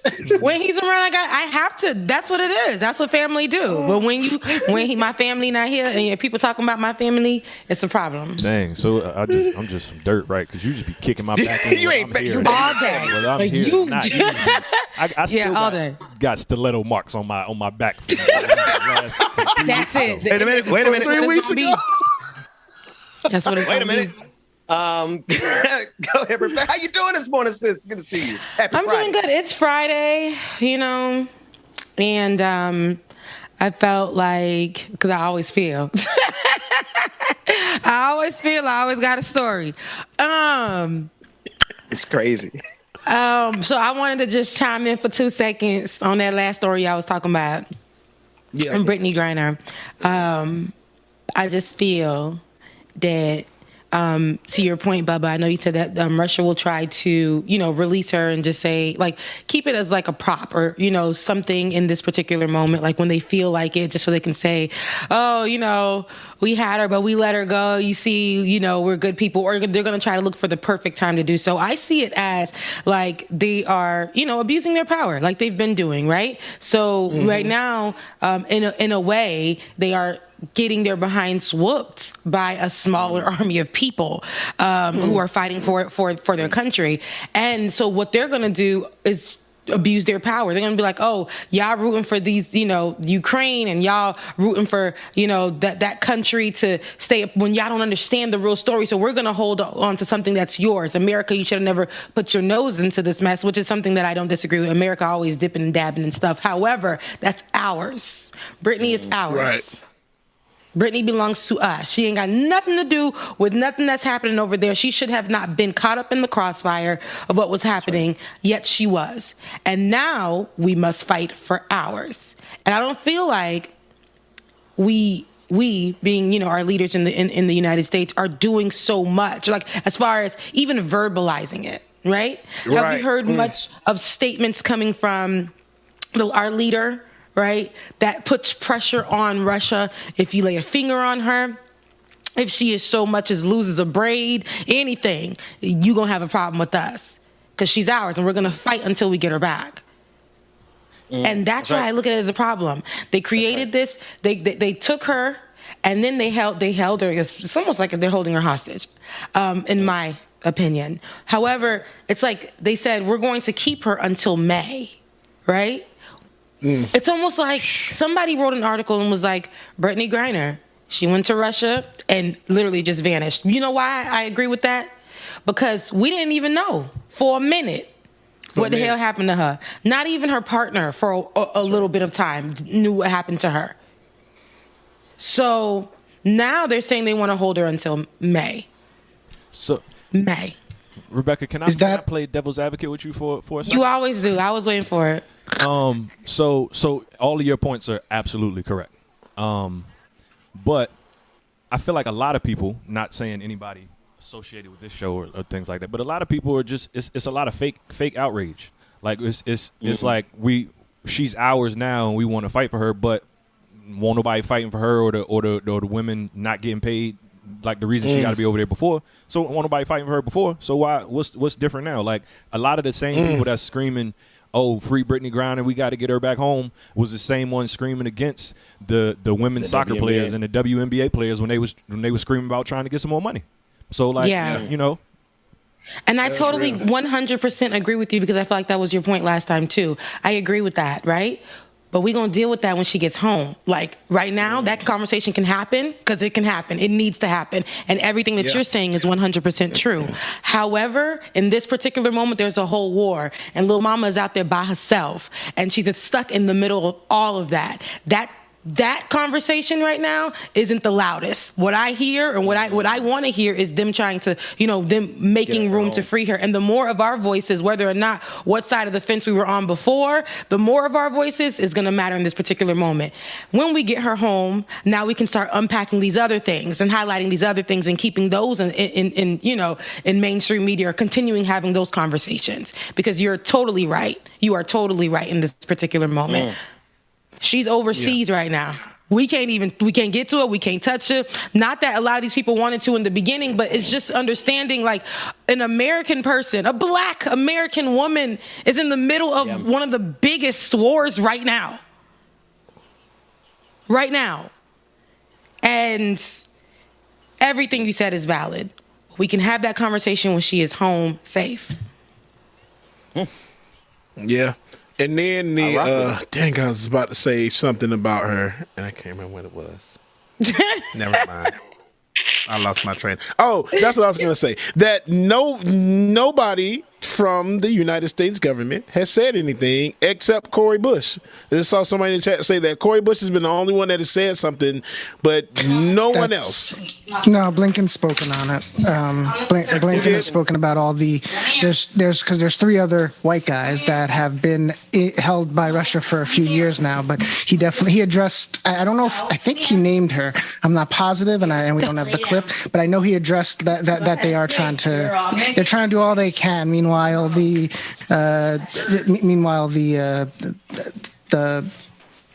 ties are strained, so there's really not much that. I think Russia's looking for a trade at the end of the day. I think they're not just going to let her go to make America look bad. I do agree they'll do that, James, but I think they're going to get something out of it. As much as we don't negotiate, we negotiate.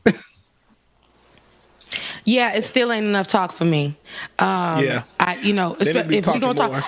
And if we're going to talk about Brittany Griner being there, you're totally right, David. I'll point out the white men that we're talking about, the white men being there too. We need to talk about all of them and bring them home. Facts. On facts. I think, no,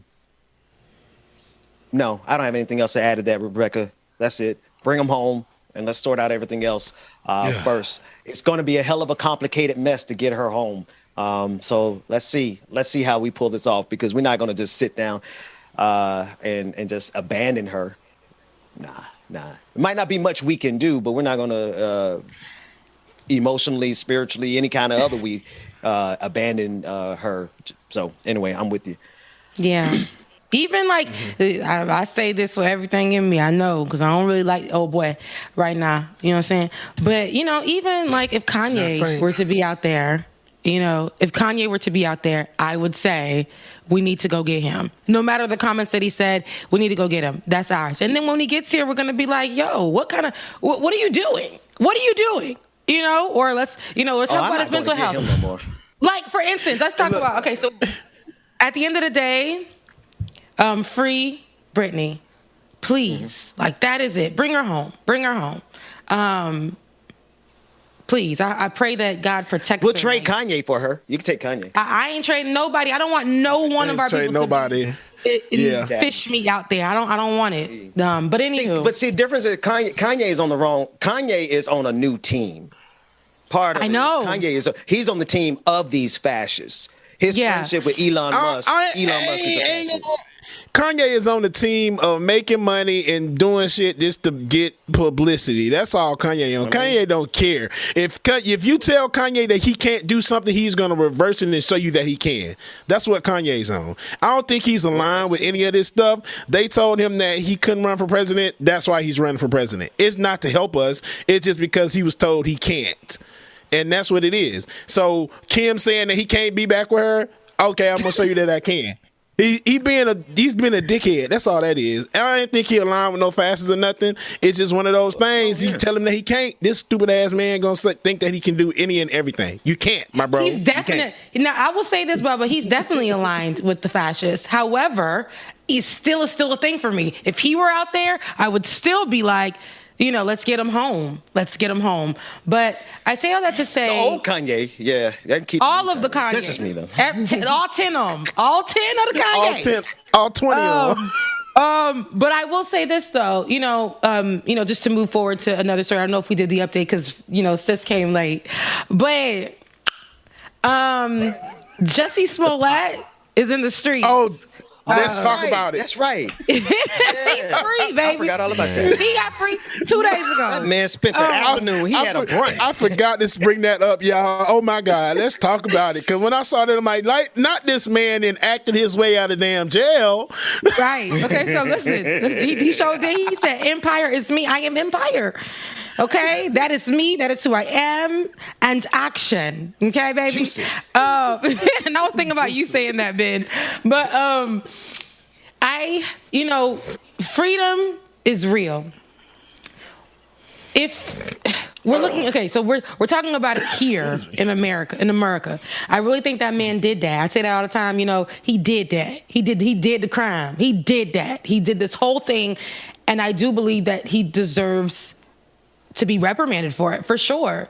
Does the crime fit the time? Well, now it does, because he out. Call me Johnny Cochran. Does the crime fit the time? But I don't know if it does.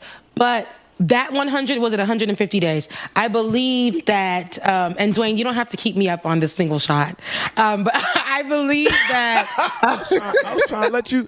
See, man, I cannot you can't win at all. You can't win. Hold on. Matter of fact, I cannot win with you. You know what I mean? I try to give you your space. Look at the caption. Wait a minute.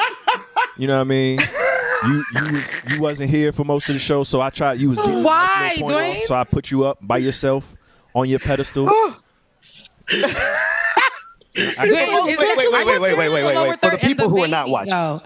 The baby's in the background. Dwayne, you got to one shot yourself. She just woke up a few minutes ago. One shot yourself, man. We got to see the baby. I step away for 1 minute and the entire dynamic changes. What's up, Dwayne?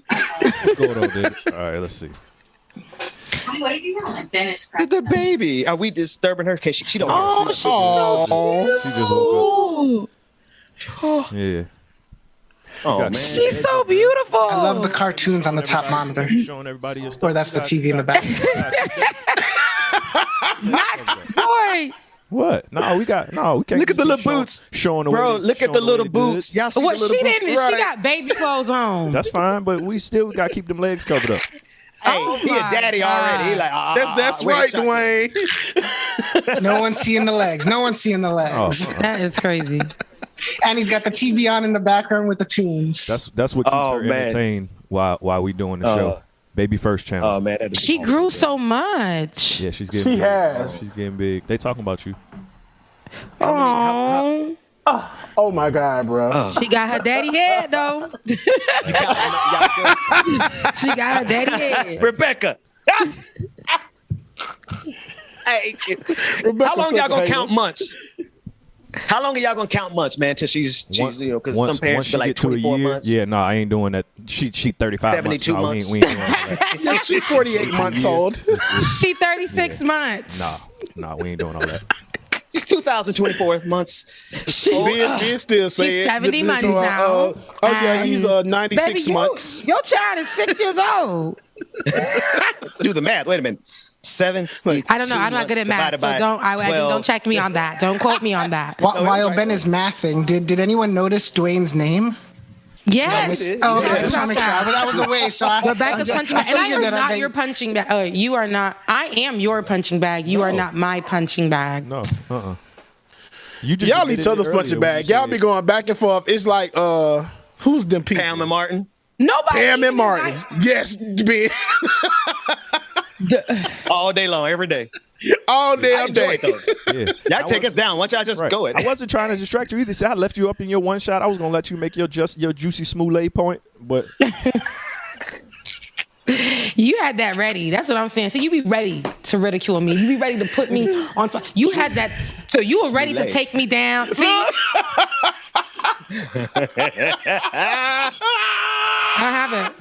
Not apologies to the people not watching and listening to the podcast. Is part of the experience. Oh my goodness! It's Friday. We ain't got no jobs. Well, we got all the jobs between us. There's about 30 jobs represented on the screen right now. Who ain't got no jobs? Okay. Look, I got 3. Rebecca got like 5, and Dwayne. We just start counting how many jobs Dwayne got. It's Friday. We all got extra jobs, but right now we ain't got ish to do. But look at that precious, precious little mama over there, man. Shout out to you, Dwayne. Appreciate you pulling up and sharing that with us, man. Yeah, man. Look like she about to start walking in the any day now, bro. Because was like, yeah. They already got her them shoes. Like she's been walking for years. The boots for me. Them Uggs. Yeah, don't. The little Uggs. They're too cute. Uggs. They are too cute. Man. I would, as a mom, I would totally go shopping like nobody's business. Even though I understand that babies grow literally within minutes, but I would be the one for the first kid. The second kid, no. But for the first kid, I know for sure that I would buy everything in the world for that baby, like every minute, even though I know that she probably won't be the same size in 3 days, but I will buy everything in the world for that baby when it comes to clothes and stuff like that. And how do I know I'm going to have a girl first? I don't know, but I feel like I am. So there it is. See, and that's my thought process. Is like, I know I want a boy so bad, it'll be my luck that'll be a damn girl, and I'm just be like, God dang it. Yeah. I think actually we had enough girls in our family. Dudes who were like terrible people, like in their younger years and were terrible to women, they definitely get girls. Yeah, they get girls first. I don't think that's true. I don't think that's true because I wasn't. Well, you're not an example of that. I wasn't terrible. You think you're an example of that? No, you said that on this show. No, I didn't say that I was terrible to women. I said that I liked women. I was a fan of women, of all kinds of women. But I didn't say that I was terrible to women. I feel like you said that. You said you weren't the best. So I feel like that was definitely a conversation. No. Okay. I had my promiscuous days, but I wasn't terrible to women. Promiscuous girl. Let's go to the next song. To the next story.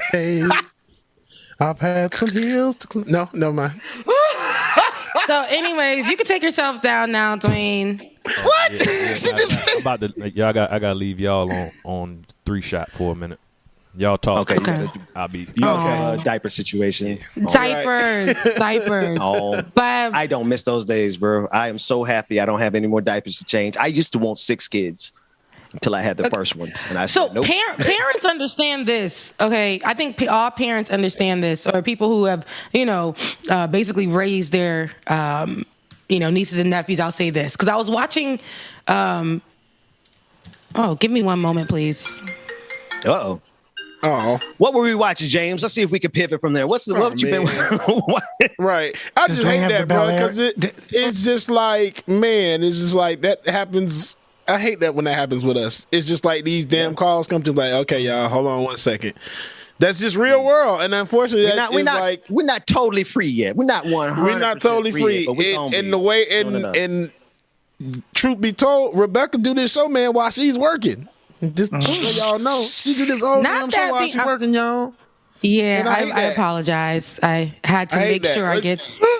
Woo, I didn't. Sorry about that. That's a hork. Anywho, I told him, look, I hate that shit. Yeah, it is not your fault. It's just like both of us. Like, damn, man, give us free. Give us free. Please get us free. You guys were talking about what you were talking about or watching. Rebecca, have you seen Bel Air? No. I'm gonna try my best to watch it, and I know y'all. Like, I've listened to remixes of music that I like.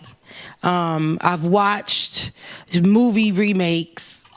But knowing that Bel Air went from the type of show that it was, and mind you, I like remixes. I like to change up a little something. You know what I did with this weave? I had 2 blonde little pieces to make it pop. You know what I'm saying? Like, I like a little change, right?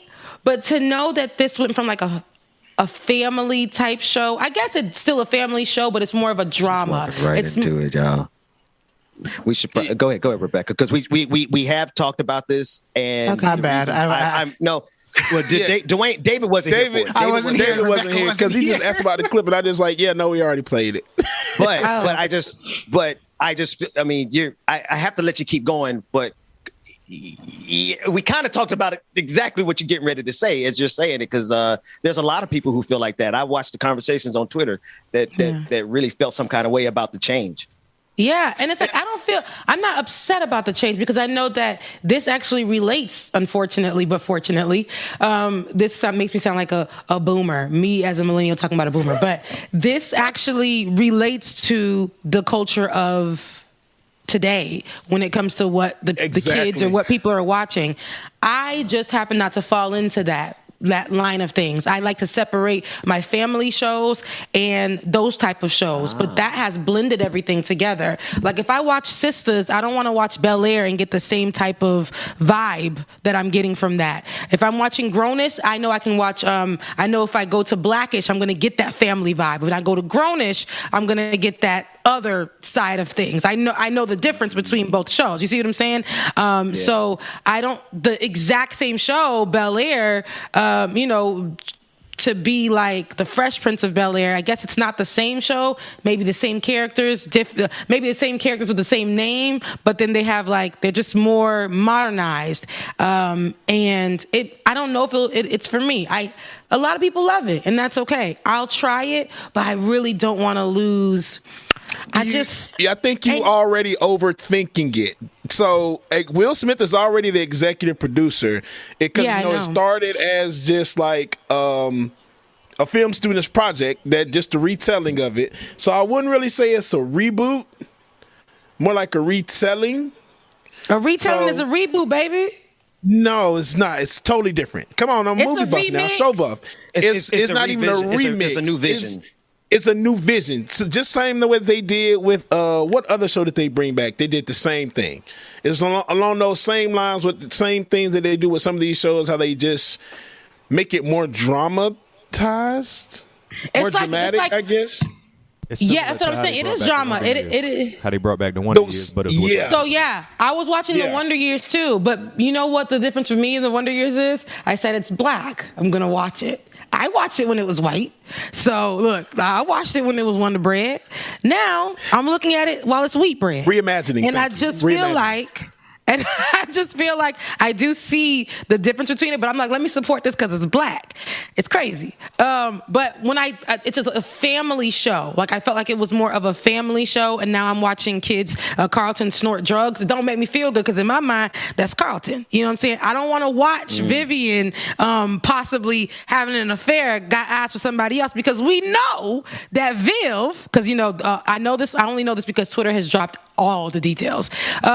We know that Viv, is somebody who is in love with her husband and will do anything with her husband to make sure that everything works out. That is like the Claire Huxtable of that, show for me. And so, I don't know. I guess I'll just give it a chance.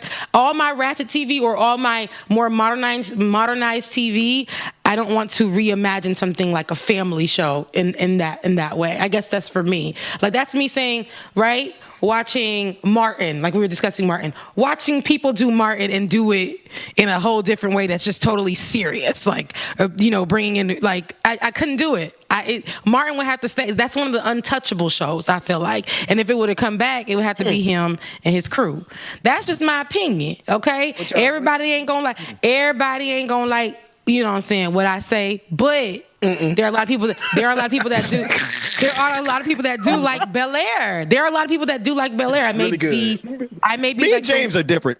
The two, I may be the one outside of the bunch that doesn't. You got what I love about you, man, is that let me ask, go ahead, James. Go ahead. I was about to say, let me ask y'all a question. Do y'all watch Euphoria? No. Euphoria, for me, when I first watched it, it was way too much for me. Like, way too much. I had to take it in Rebecca, doses. you so old, girl. When did this happen? I watch Euphoria. I watch Euphoria, but watching that, because it's so much mental crazy stuff in there, it literally triggers me. So then I'd be like, dang, I am feeling heavy today. Like, let me take a pause off this. Don't get me wrong, the drama is juicy. Okay, the drama is there. But there are things in there like me watching kids and things happening to these kids. And I'm like, wait, where's your parents? But then I realized their parents is rich as hell. I don't care about them. Some of them do care about them and will fight for them. It's a lot of things happening in there. So I take it in doses. Love the show, mean it. I just take it in doses. I watched both seasons. But it's a lot. It really makes me feel like I really think this is what these high school kids be going through nowadays. And that's terrible to think about. I agree with you on that. And that's why I said with Bel Air, I think the new kids would be able to relate to that. And I also think the same thing with Grownish. That's why Grownish and Blackish are two different shows. You got Blackish is a very family-oriented show. And Grownish, they snorting drugs. In my time, they weren't snorting drugs. They was doing drugs, yes. But they weren't in there trying to be like, yeah, I'm just going to. Rebecca. And then the whole. Wait, Rebecca. Why would I do that? The whole crew, like, it was like, you know, back in the day, you were peer pressuring your friend to hit the blunt. They peer pressuring their friend to snort. And I'm like, this is crazy. They're not even popping the pills only. They breaking it up and snorted it. Right. That ain't my time. That ain't my crew. But I know that this is what a lot of the new generation is dealing with. So they need as well something for them to go off of. Now, not to say that when I was younger, because you guys are a little older than me, but not to say that when I was younger, that I could relate to everything that, like, when I watched Martin, I could relate to everything that they was going through. I wasn't paying no bills. I ain't had no man living in my house. I ain't struggling with relationships. I wasn't trying to leave my man because my parents didn't like my man. You know, I wasn't going through none of that. I was a kid. But I enjoyed watching those things, right? I enjoyed watching those shows. So, you know, I don't know. It's a lot. It's a new generation, a new time. I'm not an old lady. There are things that I might like. There are things I might be a little vintage with. But you know what I'm saying? What you said? Yeah. I say you might not an old lady, but you got some old fashioned kind of conservative values there. I feel you. I do have like real conservative. I'm like, how you ratchet but conservative? Not wanting to watch kids snort cocaine? Is that conservative? Me not wanting to watch like 15-year-olds having sex? Is that conservative of me? I'm just saying, you have some conservative ways. You have some very traditional conservative ways. Slow stuff. It's okay. I'm not saying you're a Republican. I'm saying you have some traditional, conservative, old-fashioned boomer ways, and that's okay because I do the same thing. I'm not going to watch you for it. I wouldn't say it's boomer ways though. There are a lot of millennials who relate to what I'm saying. I wouldn't say because we all have our ways, and I'm right now millennials are trying to hold on because they want to wash away all the millennial things as if it's so old, and we just 30. We just 30 out here. Look, it's over. And I'm saying like this, it kind of makes sense though, because now and I got it, because here it is, our generation, I think it was like we have seen all of this stuff before, so now we've seen it so much. Now they got this new stuff coming out that's showing what the millennials are so much doing. It's like, okay, we down to watch it.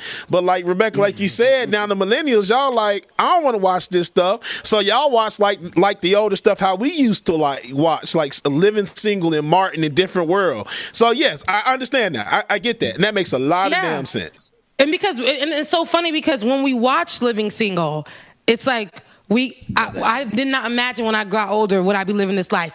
Watching Girlfriends, child.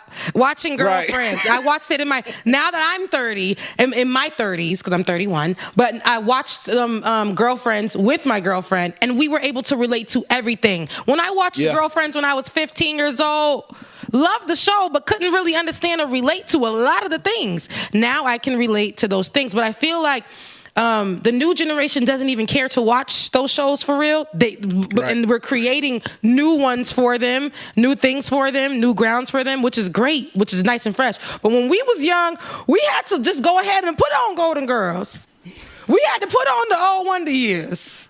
Right. We had to put on all of that and just figure it out. But again, it's a new generation, a new time, and it's easier to recreate things. And that's good because there's innovation. There's all of that. Yeah.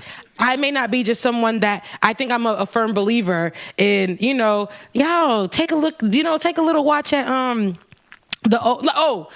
now Blue's Clues may not be your time, but at some point one of your kids, cousins, and them was watching Blue's Clues, right?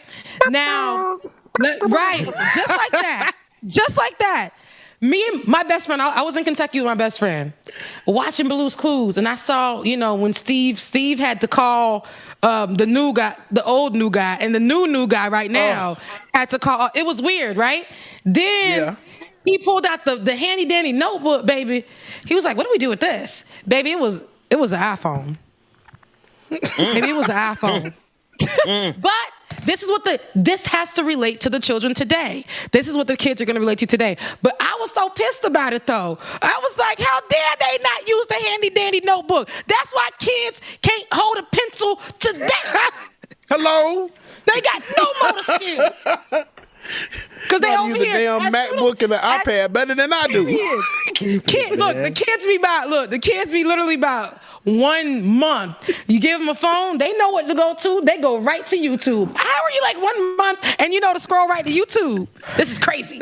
This is crazy. But anyway. Y'all remember that video where the baby popped out and the first thing she did is grab the phone and start TikToking and doing everything. It was like, damn. Exactly. So there are things I will say, like just naturally, all of us who are here, we've had to experience some old, right? We have to watch some old stuff. And sometimes we were like, didn't even care for it, but we would just watch it. The older we got, though, we understood, dang, that was a good show. That was some real stuff. But seeing these kids not have to experience that at all because they can be given something just to them and what they like in that particular moment, I'm like, damn, they ain't never gonna know. They really, how parents and older people be saying, kids these days will never know. No, these kids will never know. They really think they created. Never know. They really think they created the '90s look. I don't know. Like, I don't even say that we created the '90s look. They think that they created the '90s look. I think that's crazy. That's wild. They think they out here reinventing the damn wheel. No, baby, we did this in the '90s. Y'all ain't doing nothing spectacular. It's crazy. How you get on TikTok and try to redo the Soulja Boy dance? We already got that dance. How y'all redoing dances we already got? But that's what I'm saying.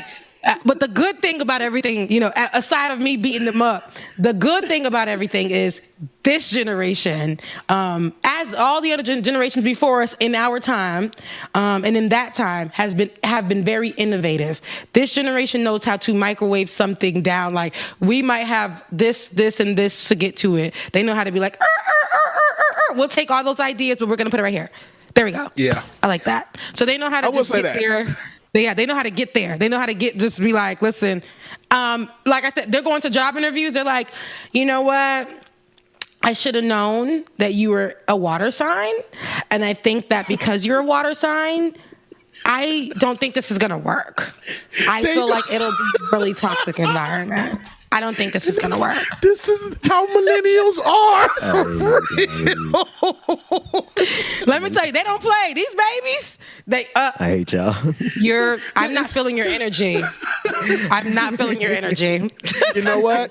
I don't have to take this. I'm only doing positive vibes only. So baby, I'm going home. I quit. They leaving jobs. I'm aligning my energy. I've been here for 30 minutes, girl. Damn. Yeah, they going back Saturn home to live with mama. is in retrograde, and I have to center myself. Oh, anyway, my God. Oh, my God.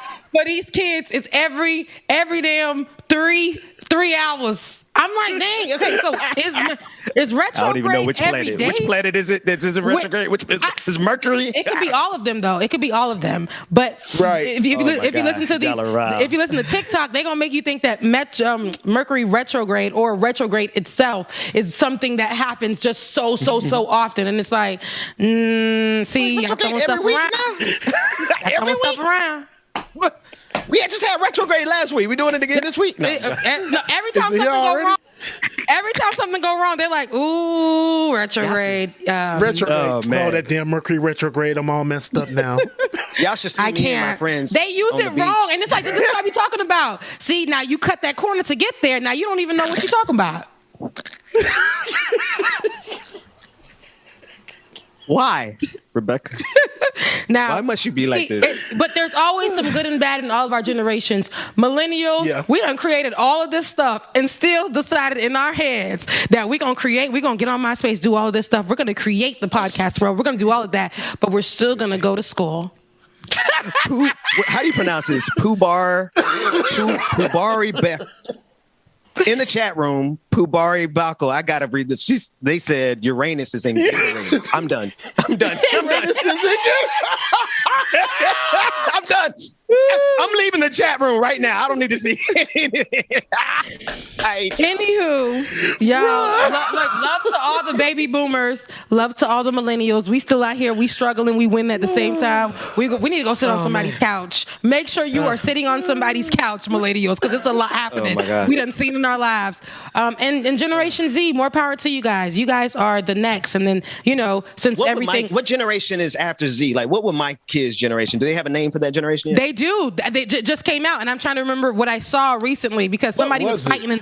Somebody was arguing on the internet, said, I don't know why y'all act like millennials is so old when there are two generations after us, but this crazy that there are two generations after us because you guys have taken the generations from like 10 years and like 8 years to like 4 years to 2 years. But I'm like, it is literally that way. It's because everything I'm telling you, it's so innovative. The kids are being microwaved, like the years are going by so fast. It's just crazy. The kids are being microwaved? Yes. That's good. They don't even come out the same. But you be Generation Alpha is what they're girl. They come out fast now. But anyway, Generation Alpha. Generation Alpha. It's boomers. Started in the early 10s and ends in the mid 20s. Nobody mentions Generation X ever. Like there's somebody just said that in the chat. It's like, y'all forget about this Generation X. It's like we the ones that started all this because now the millennials is our kids. The Generation X is like them our kids now. That's the millennials and all that. So I kind of think we did do something. You guys did. That's what I'm saying. But we forget about y'all because you guys are blended into being millennials. Honestly, you guys are the beginning of millennials, and then here we go. You know what I'm saying? We came in and we just dusted it off because we was on MySpace with y'all old asses. So, we have come together and blended that. That's what I was saying. Like, we know that we can coexist with each other, even though y'all could check us and we could be like, but I'm right here. I'm up the street from you. Like, that's what kind of conversations that we have with each other. But these other kids, it'd be like, wow, you are only literally like 5 years younger than me, and there is a world of difference here. Hell yeah, Rebecca. Yeah, Rebecca, definitely. Listen, I notice a difference in it's funny because I'm right on the cusp. I'm both Generation X, Generation whatever, millennial, right? But I saw the difference when I went from 9th grade to 10th grade. Them 9th graders that came in, them freshmen that came in after me just had a whole, we were just in a totally different generation altogether, thinking, interacting, it was just totally different. And it's not that we're so far apart, but it's like something does really happen when you cross that generational line.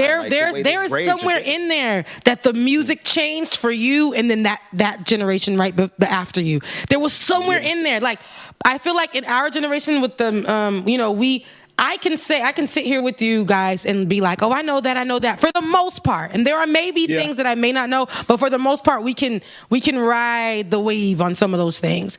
And if you really think about it, That's crazy because Rebecca is true. Is like the only thing that stuff that you really don't know is like some of our old pop culture stuff, and I'm like even that, not even pop culture stuff.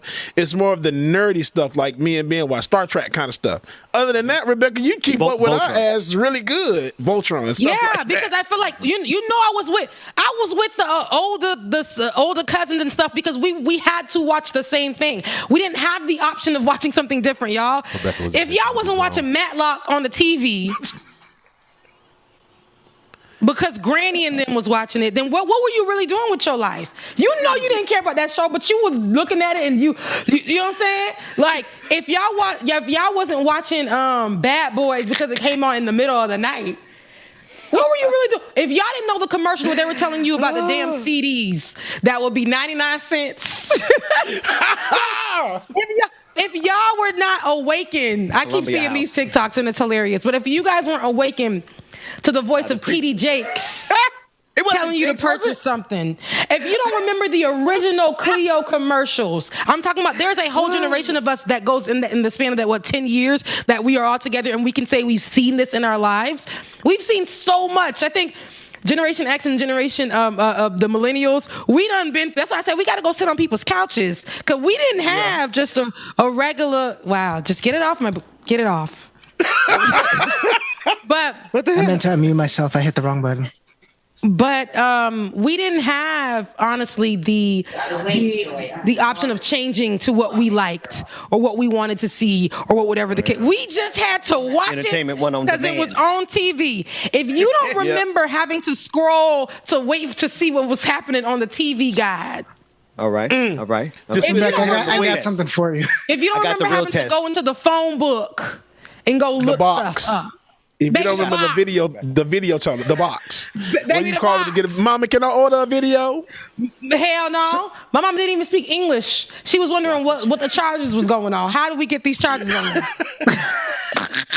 You know, I ordered pay-per-view movies back in the day, thinking that if I only ordered one, it wouldn't be noticed on the bill. Depending on your parents, they definitely noticed. So what were you ordering, David? Huh? Spice Channel. What were you ordering? Spice Channel. I don't know what movie it was. Maybe it was Batman Forever. Who knows? Spice Y'all Channel. Remember? When you know that when you know what you was trying to see when you was trying to turn the dial. Remember that? Turn the dial to see the squiggly lines. What was you looking for? I ain't never paid for none of that. You just. What was you gotta turn your channel? Oh no, that I know what I was looking. Real you had to turn channel 3.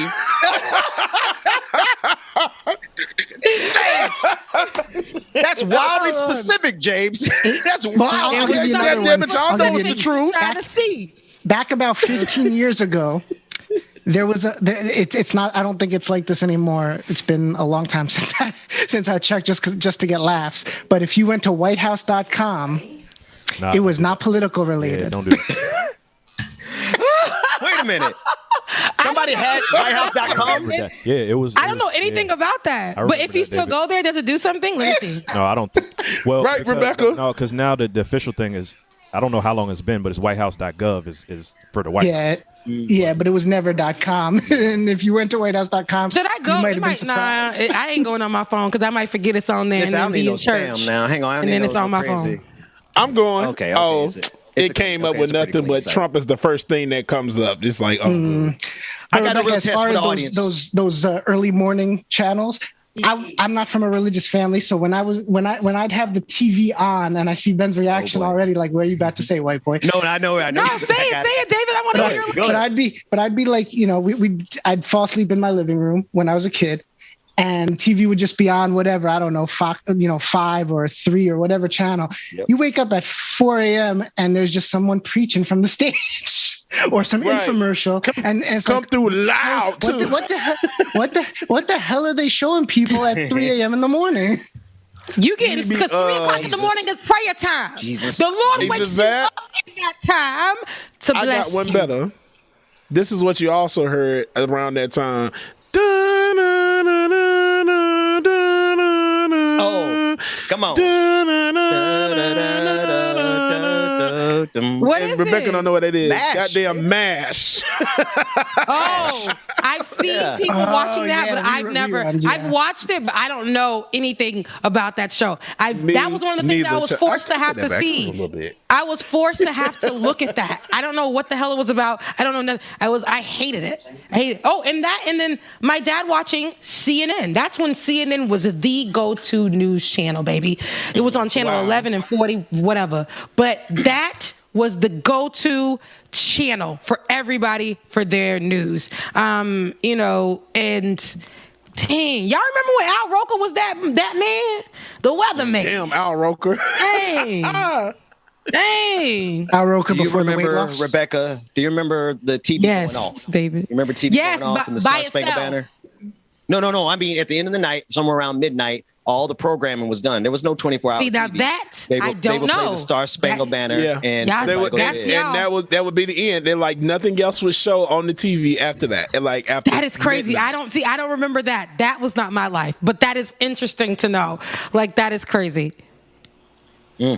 Y'all remember when USA and what's that other one? It was the USA and there was another one that would constantly play the same old movies, and it had to be something with Arnold Schwarzenegger or Rambo or Rocky. No. Every Saturday, and we would watch. No. It's Chicago. Every Saturday. It's the UPN. When UPN always. No, UPN was good too. UPN was when we know we got our black shows. They were the at ones 8 playing Arnold starting at 8 Schwarzenegger p.m. all weekend. You watched, but that's when you know, like Predator. you said, Rebecca, that's when you know when black people arrive. When we got UPN, it was the most ghettoest channel besides BET. Because at 8 o'clock, you knew what was going to play. You knew you was going to get all them black shows starting at 8 o'clock, Monday through Friday. Monday through Friday.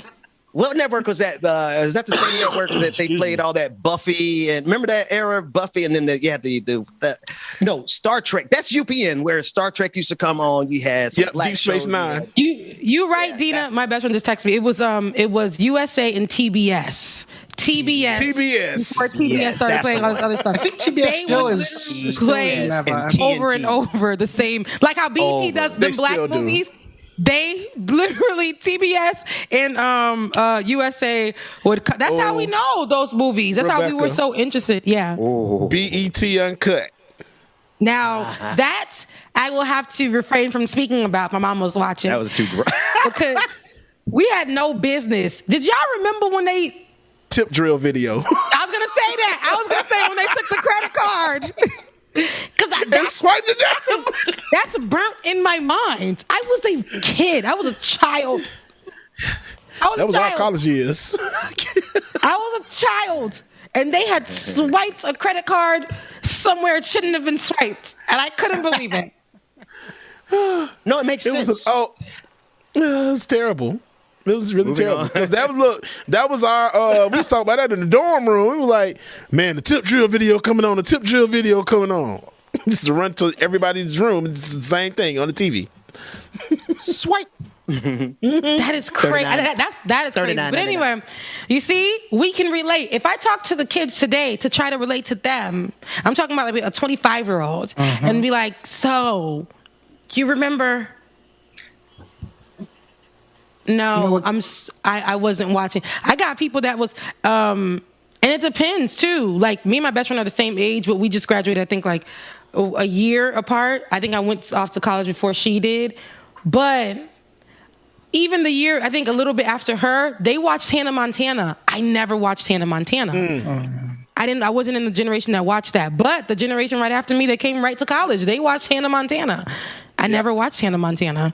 You know what really got through me before was when my sister-in-law, who's my brother's age, only three years younger than me, didn't know what TRL was. My brother knew what TRL was, but my sister-in-law didn't know what TRL was. What did it stand for again? I know the show, but I forgot. Total Request Live. There it is. Yeah, I remember that. And remember when MTV was still making guy? Music videos. What was the TRL guy name? Oh, he's still Carson Daly? Yes, Carson Daly. He has a late night show. I don't know if he still does, but he had a late night show for a while. Yeah, Carson Daly. Some other stuff. Who used to have it? Who used to wear his nails black, and I thought that was really cool for him to have such a. He would literally give us the Total Request Live, and then have some news, and he had like a newsy voice, and then he had black nails, because that's back in the day when. That also, y'all remember.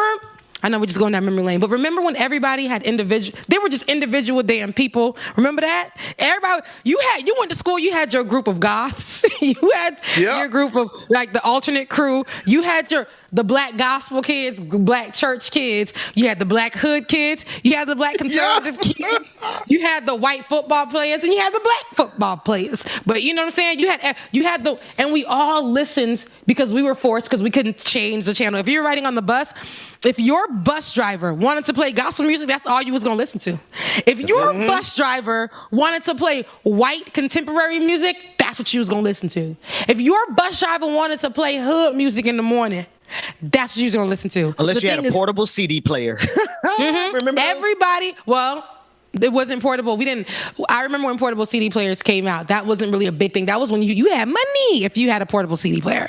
But they were all everybody would sit on the bus, and the white kids who were goth, they was listening to the gospel music.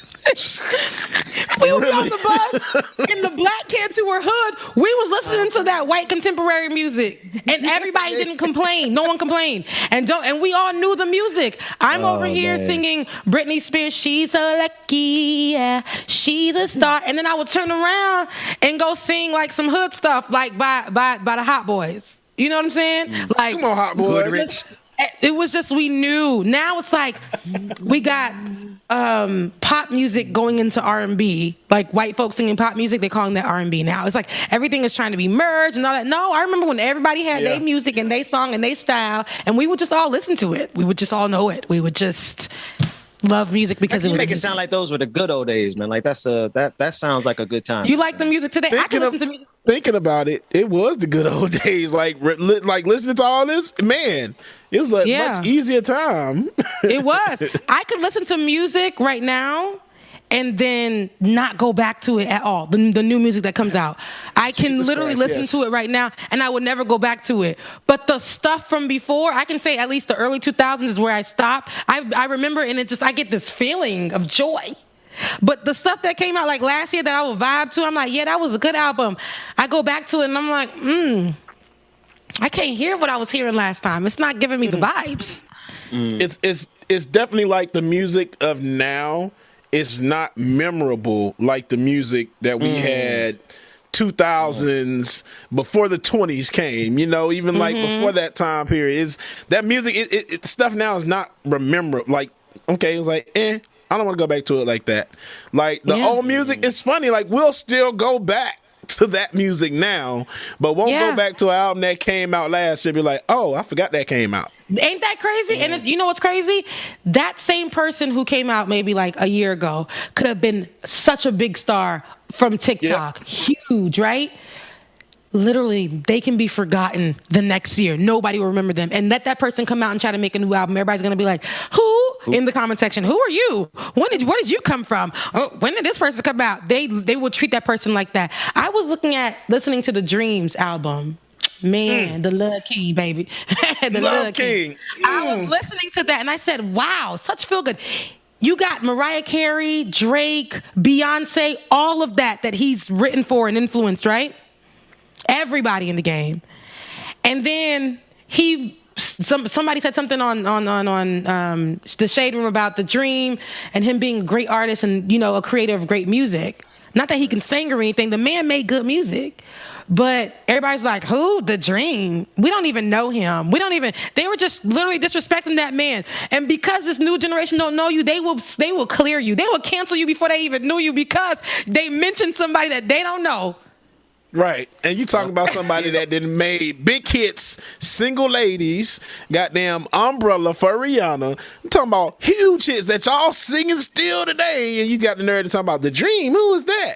And not to mention he made all these CDs himself that was just a freaking amazing. He had some bangers. Yes. He had some bangers. Yes. So, and how can I disrespect people like the Isley Brothers? I was listening today to Frankie Beverly and Maze. I said, thank God I went to my HBCU.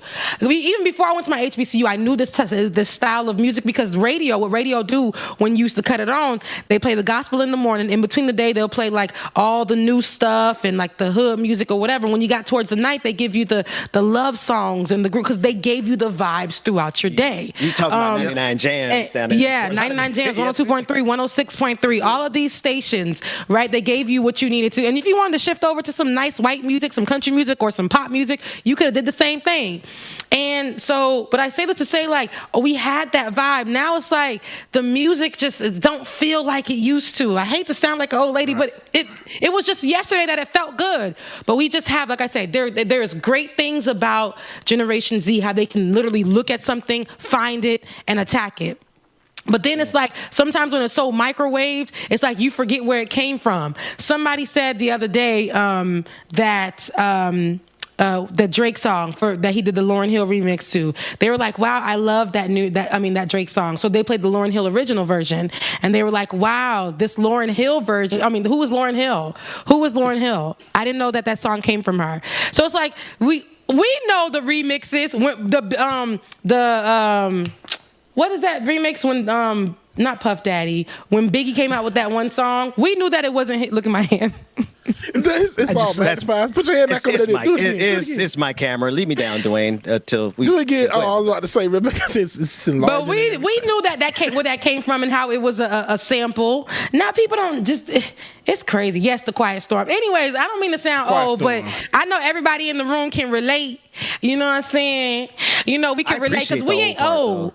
Millennials are not old. We are early. We just got into our 30s, and it's something that the world wants to make us feel really old about, and it's crazy. I'm only 31 years old, haven't seen much of life, lived a lot of life, but seen a lot that's been going on in the world. So that's why we got to go sit on somebody's couch to help us heal, because we ain't getting enough time to really heal from things. We were the generation that was told to go to school. At the same time, while you're in school, pick up a trade. You know what I'm saying? Like, we were doing all that, holding 6 jobs while we were in school, only to come out of school and not to get any job for like years because the economy was right?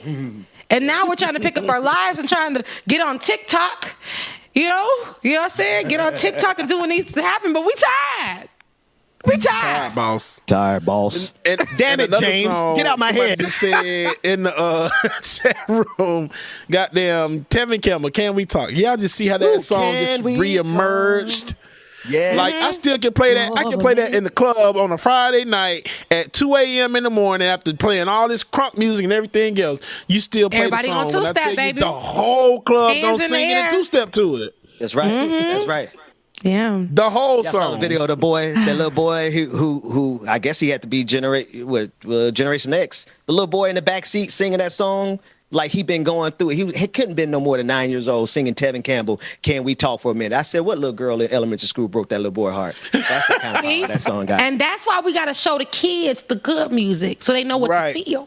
You know what little girl it might have been? You know what little girl it might have been that broke his heart? Oh, boy. Which one? Dwayne, you got that screenshot? I wonder if this is the same clip. You better not put that girl up with the wig. No, you better not. Rebecca. I will come through the screen right now. Dwayne, can you full screen? Can you full screen that? David.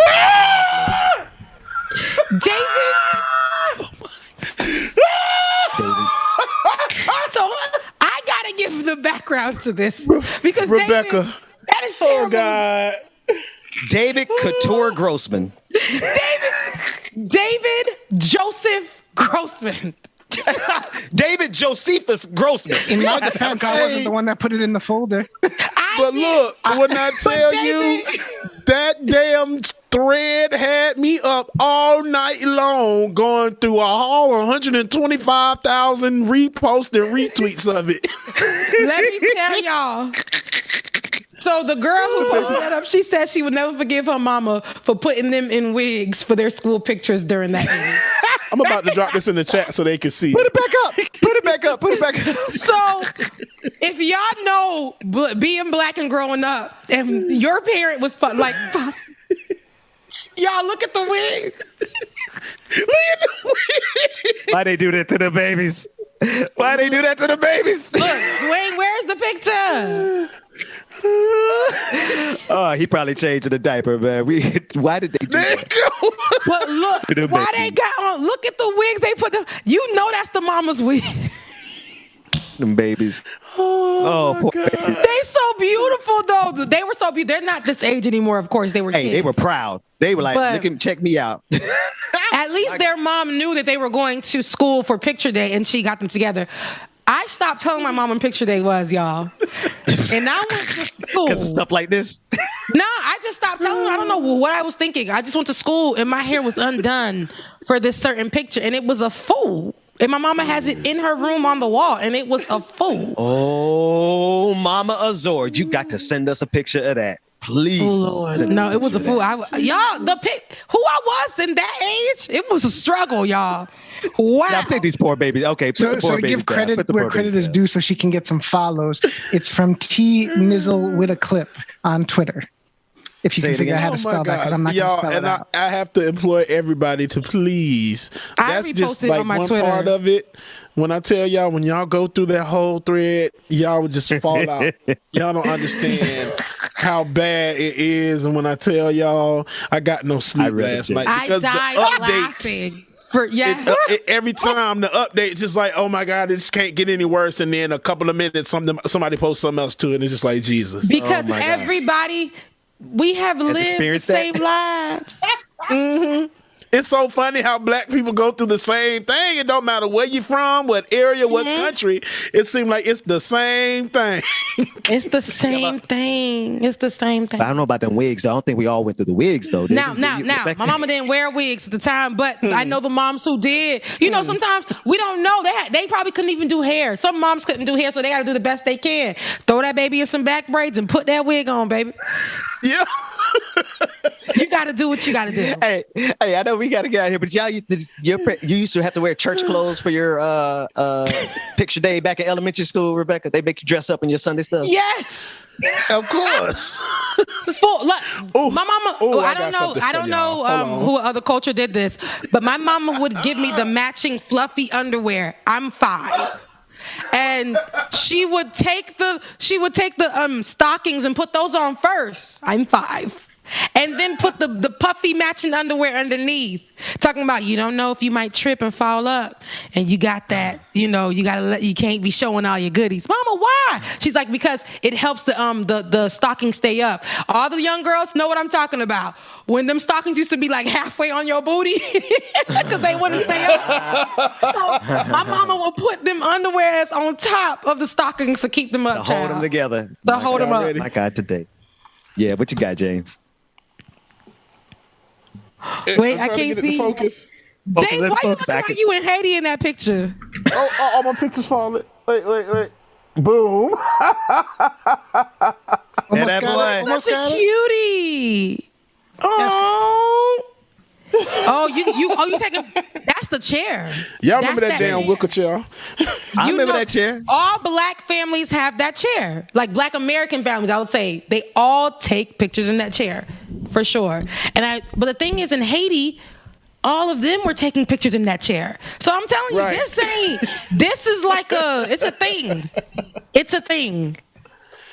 So, Well, we're at the end of the show, Bubba. You are out of focus, but thank you for getting us into focus in your childhood.